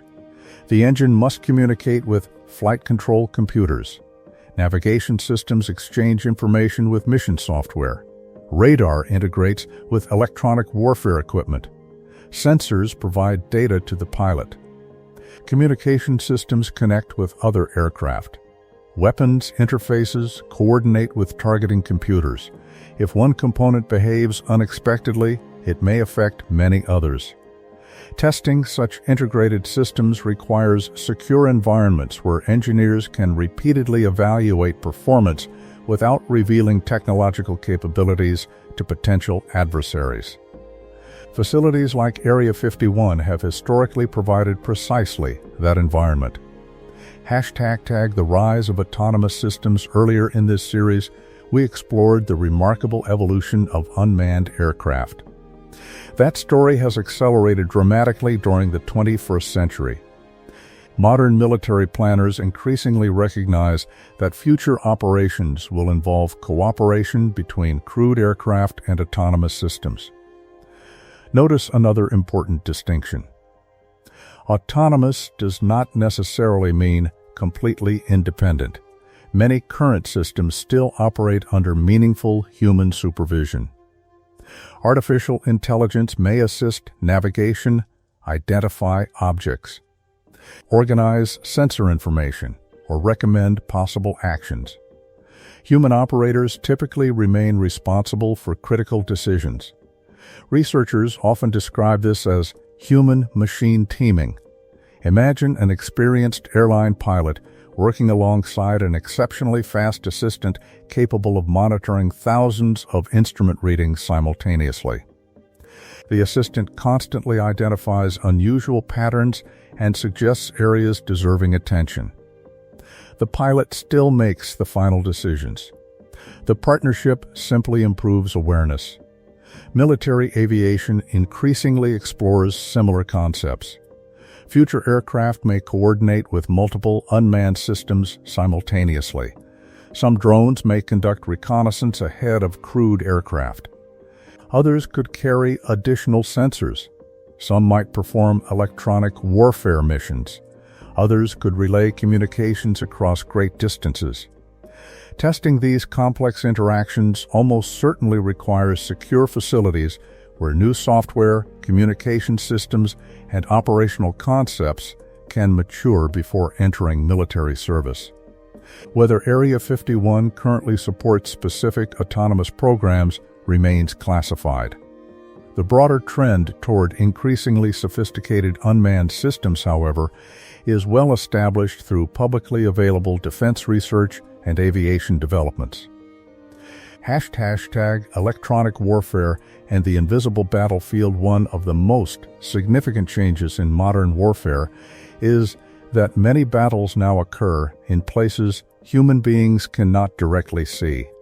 Not underground, not in outer space, but within the electromagnetic spectrum. Earlier, we introduced electronic warfare. Now it's worth considering how important that field has become. A modern military aircraft depends upon radio communication, satellite navigation, radar, data links, encrypted information, electronic sensors, and digital processing. Disrupting any of those systems may reduce effectiveness without ever firing a traditional weapon. Consequently, modern defense research places enormous emphasis on protecting friendly electronics while disrupting hostile ones. Testing these capabilities presents unique challenges. If researchers publicly reveal how an electronic system functions, competing nations immediately begin developing methods to defeat it. Keeping such work classified preserves its strategic value. This is one reason secure research facilities continue to matter even as technology advances. Some innovations cannot simply be tested at busy civilian airports or widely observed military bases. The possibility of classified prototypes. Now we move into the second category. Informed inference. History strongly suggests that prototype aircraft continue being developed somewhere within the United States. Every operational aircraft once existed as an experimental prototype. Someone designed it. Someone tested it. Someone evaluated failures. Someone refined the design. The question is not whether prototypes exist. They certainly do. The question is where the most sensitive ones are evaluated. Historically, Area 51 has repeatedly served exactly that purpose. Because that historical pattern has remained consistent across multiple generations of aircraft, many aviation historians consider it reasonable to infer that highly classified prototype testing continues there or at comparable secure facilities. However, we should be careful not to assume that every advanced aircraft must automatically involve Area 51. The United States possesses numerous military installations, research centers, contractor facilities, and test ranges. Advanced aerospace development occurs across an extensive network rather than at one single location. Area 51 is an important piece of that network. It is unlikely to be the only one. What we can observe from outside. Interestingly, modern technology allows the public to observe more than ever before without revealing everything. Commercial satellite imagery shows buildings, runways, taxiways, hangars, roads, support facilities, construction projects. Researchers compare photographs collected over many years to identify changes.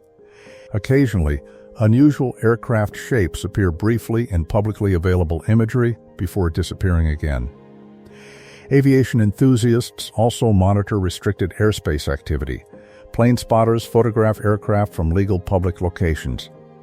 Flight tracking data sometimes reveals patterns surrounding support operations. These observations provide valuable information. They also have strict limits. A satellite image cannot identify classified software. A distant photograph cannot explain experimental mission objectives. Seeing a large aircraft enter a hangar does not automatically reveal its purpose. Observation produces questions. It does not always produce answers. This distinction is essential. What remains unknown now, we reach the third category. Unsupported speculation. Area 51 has accumulated an extraordinary collection of claims over the decades. Recovered alien spacecraft, reverse-engineered extraterrestrial propulsion, time travel experiments, underground civilizations, secret energy technologies, interdimensional portals.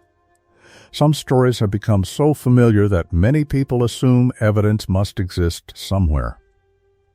Yet after decades of investigation by journalists, historians, researchers, and government inquiries, publicly available evidence supporting these extraordinary claims remains absent. That does not prove every story impossible. History rarely proves universal negatives. Instead, it reflects something more modest. The available evidence does not currently support those conclusions. Responsible scholarship, therefore, withholds judgment rather than declaring certainty. Extraordinary claims deserve extraordinarily strong evidence.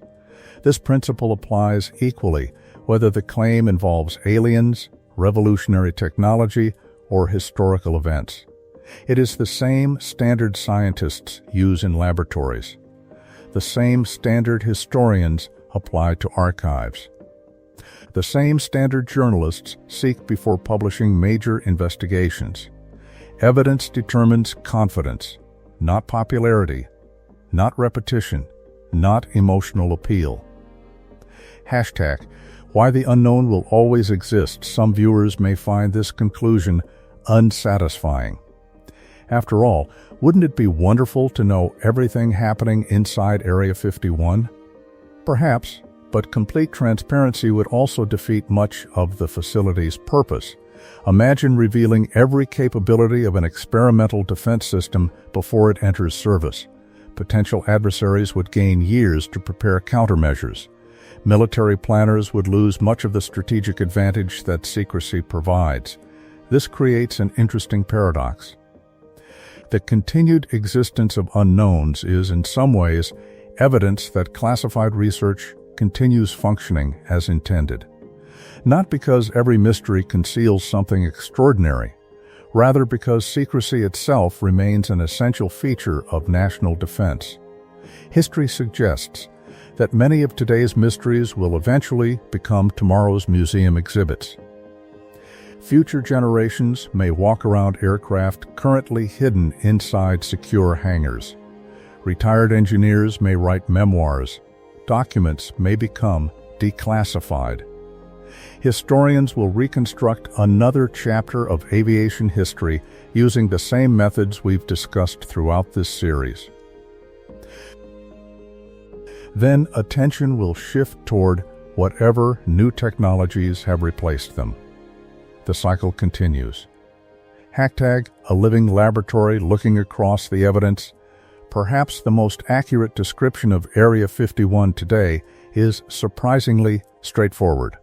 It is best understood not as a warehouse of supernatural mysteries, but as a living laboratory for national security research.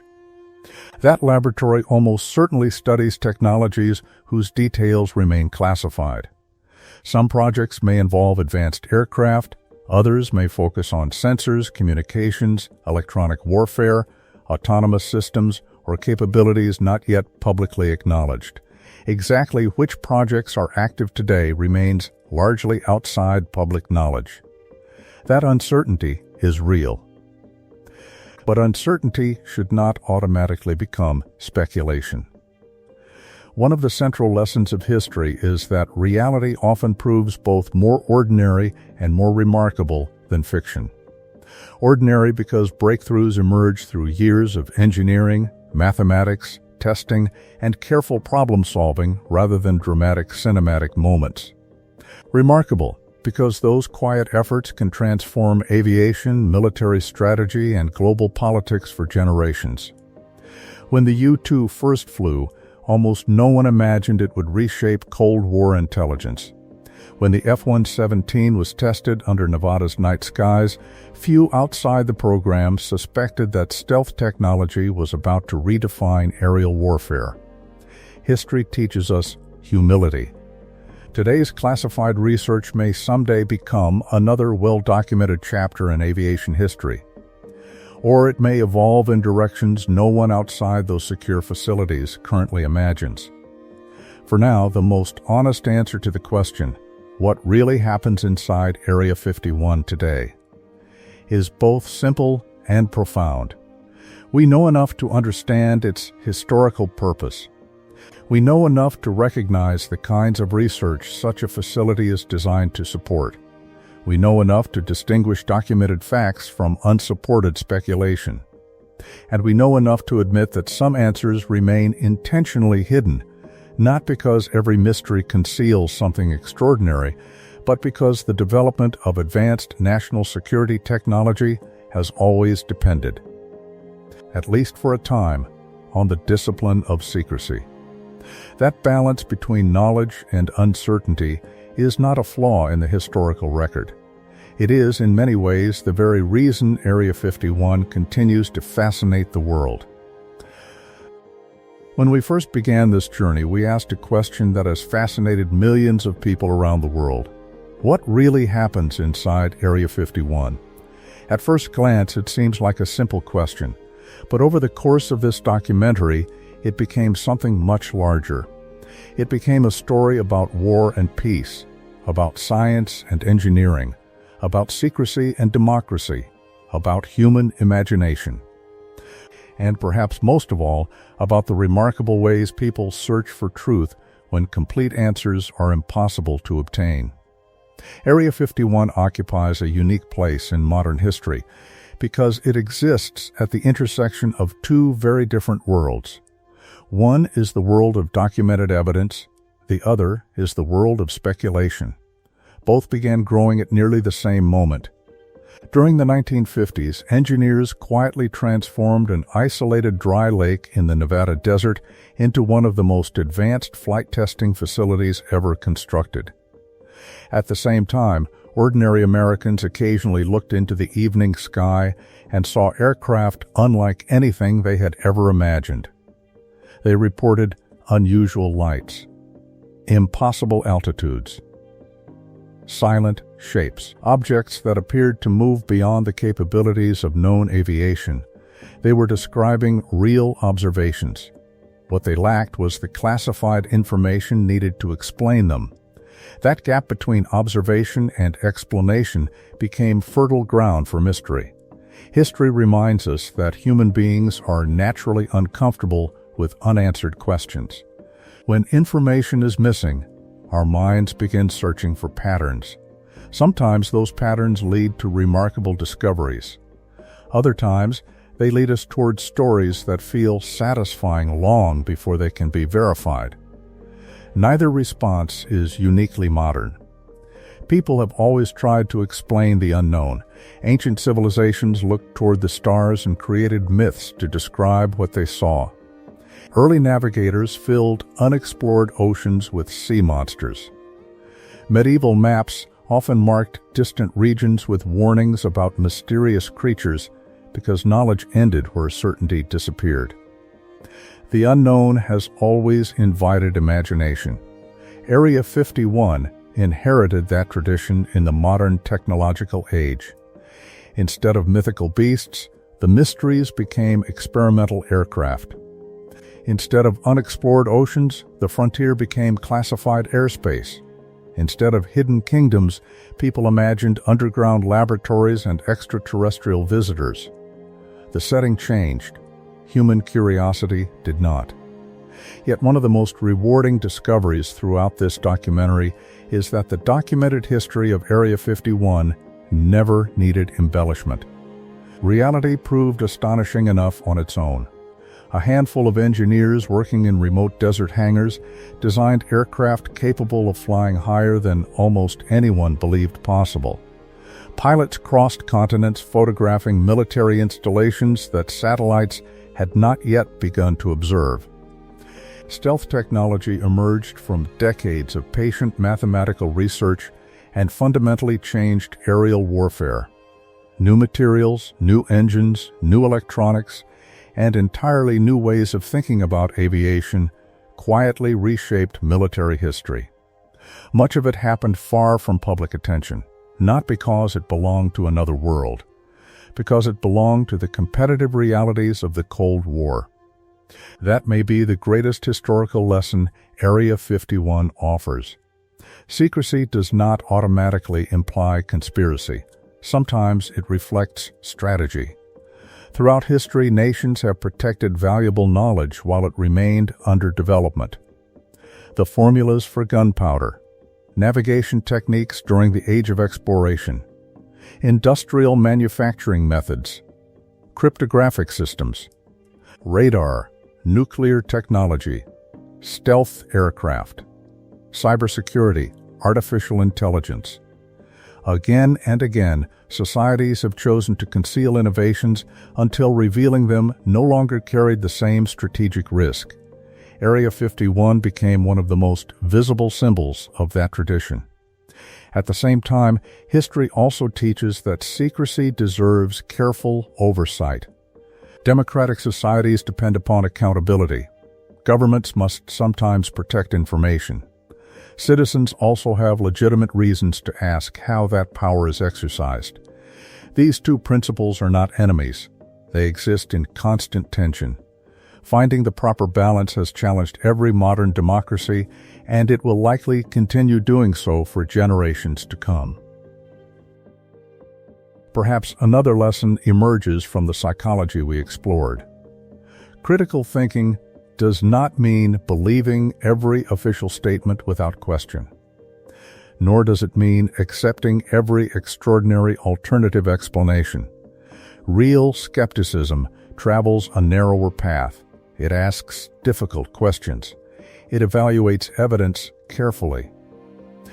It remains willing to revise conclusions when better information becomes available. Most importantly, it recognizes the difference between uncertainty and proof. History rarely offers perfect certainty. Science rarely claims absolute finality. Instead, both disciplines gradually improve understanding through observation, evidence, and continual refinement. That process can sometimes feel less exciting than dramatic speculation. Yet it has carried humanity remarkably far. It placed aircraft above 70,000 feet, it carried astronauts to the moon, it decoded encrypted communications, it built computers capable of extraordinary calculations. It revealed invisible galaxies and microscopic cells alike. Progress often begins with curiosity, but it advances through disciplined investigation. Area 51 reminds us of another truth as well. Many of today's mysteries will eventually become tomorrow's history. The U-2 was once unknown. The SR-71 was once unknown. The F-117 was once unknown.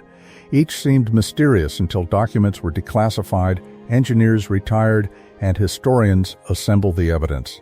Future generations may experience the same process with technologies currently hidden from public view. Some projects underway today may appear in museums decades from now. Others may remain classified for many years still. That is simply how the history of advanced technology has unfolded. Will every mystery surrounding Area 51 eventually receive an answer? Probably not. Some records may remain classified for decades. Others may never survive. Participants pass away. Memories fade. Certain questions may always remain unanswered. Accepting those limits is not a weakness. It is part of honest historical inquiry. Sometimes the most responsible answer is still, "We don't know." Those three words leave room for future discovery. They encourage investigation instead of assumption, and they remind us that knowledge is always expanding. Perhaps that is why Area 51 continues to capture the imagination more than 70 years after its creation. It is not simply a military installation. It has become a symbol of hidden knowledge, of technological ambition, of Cold War rivalry, of government secrecy, of scientific innovation, and of humanity's enduring desire to look beyond the horizon and ask what lies just out of sight. In the end, the most remarkable discovery isn't that Area 51 inspired extraordinary stories. It's that the documented history already contains achievements that once seemed almost impossible. A remote desert lake became the birthplace of aircraft that transformed intelligence gathering, reshaped military strategy, and pushed aerospace engineering far beyond previous limits. Engineers, mathematicians, physicists, technicians, pilots, and countless support personnel quietly solved problems that many believed could not be solved. Their work unfolded largely outside public view, yet its influence reached every corner of the modern world. So, what really happens inside Area 51? The complete answer remains known only to those entrusted with today's classified programs. But history allows us to answer something just as important. What has happened there? And that story, grounded in evidence rather than rumor, is one of the greatest chapters in the history of aviation and technological innovation. It is a story of bold ideas tested in silence, of engineers turning theory into reality, of intelligence shaping global strategy, of secrecy protecting breakthroughs until the right moment, and of generations of curious people trying to understand a place deliberately built to remain misunderstood. Perhaps that's the most enduring lesson of all. The world will always contain mysteries. Our responsibility is not to fear them, nor to feel every unknown with certainty. It is to remain curious enough to ask difficult questions, patient enough to follow the evidence wherever it leads, and humble enough to accept that some answers take decades to emerge. Because when they finally do, history often reveals something unexpected. Not that reality was less extraordinary than the legends, but that it was extraordinary in an entirely different and often far more fascinating way.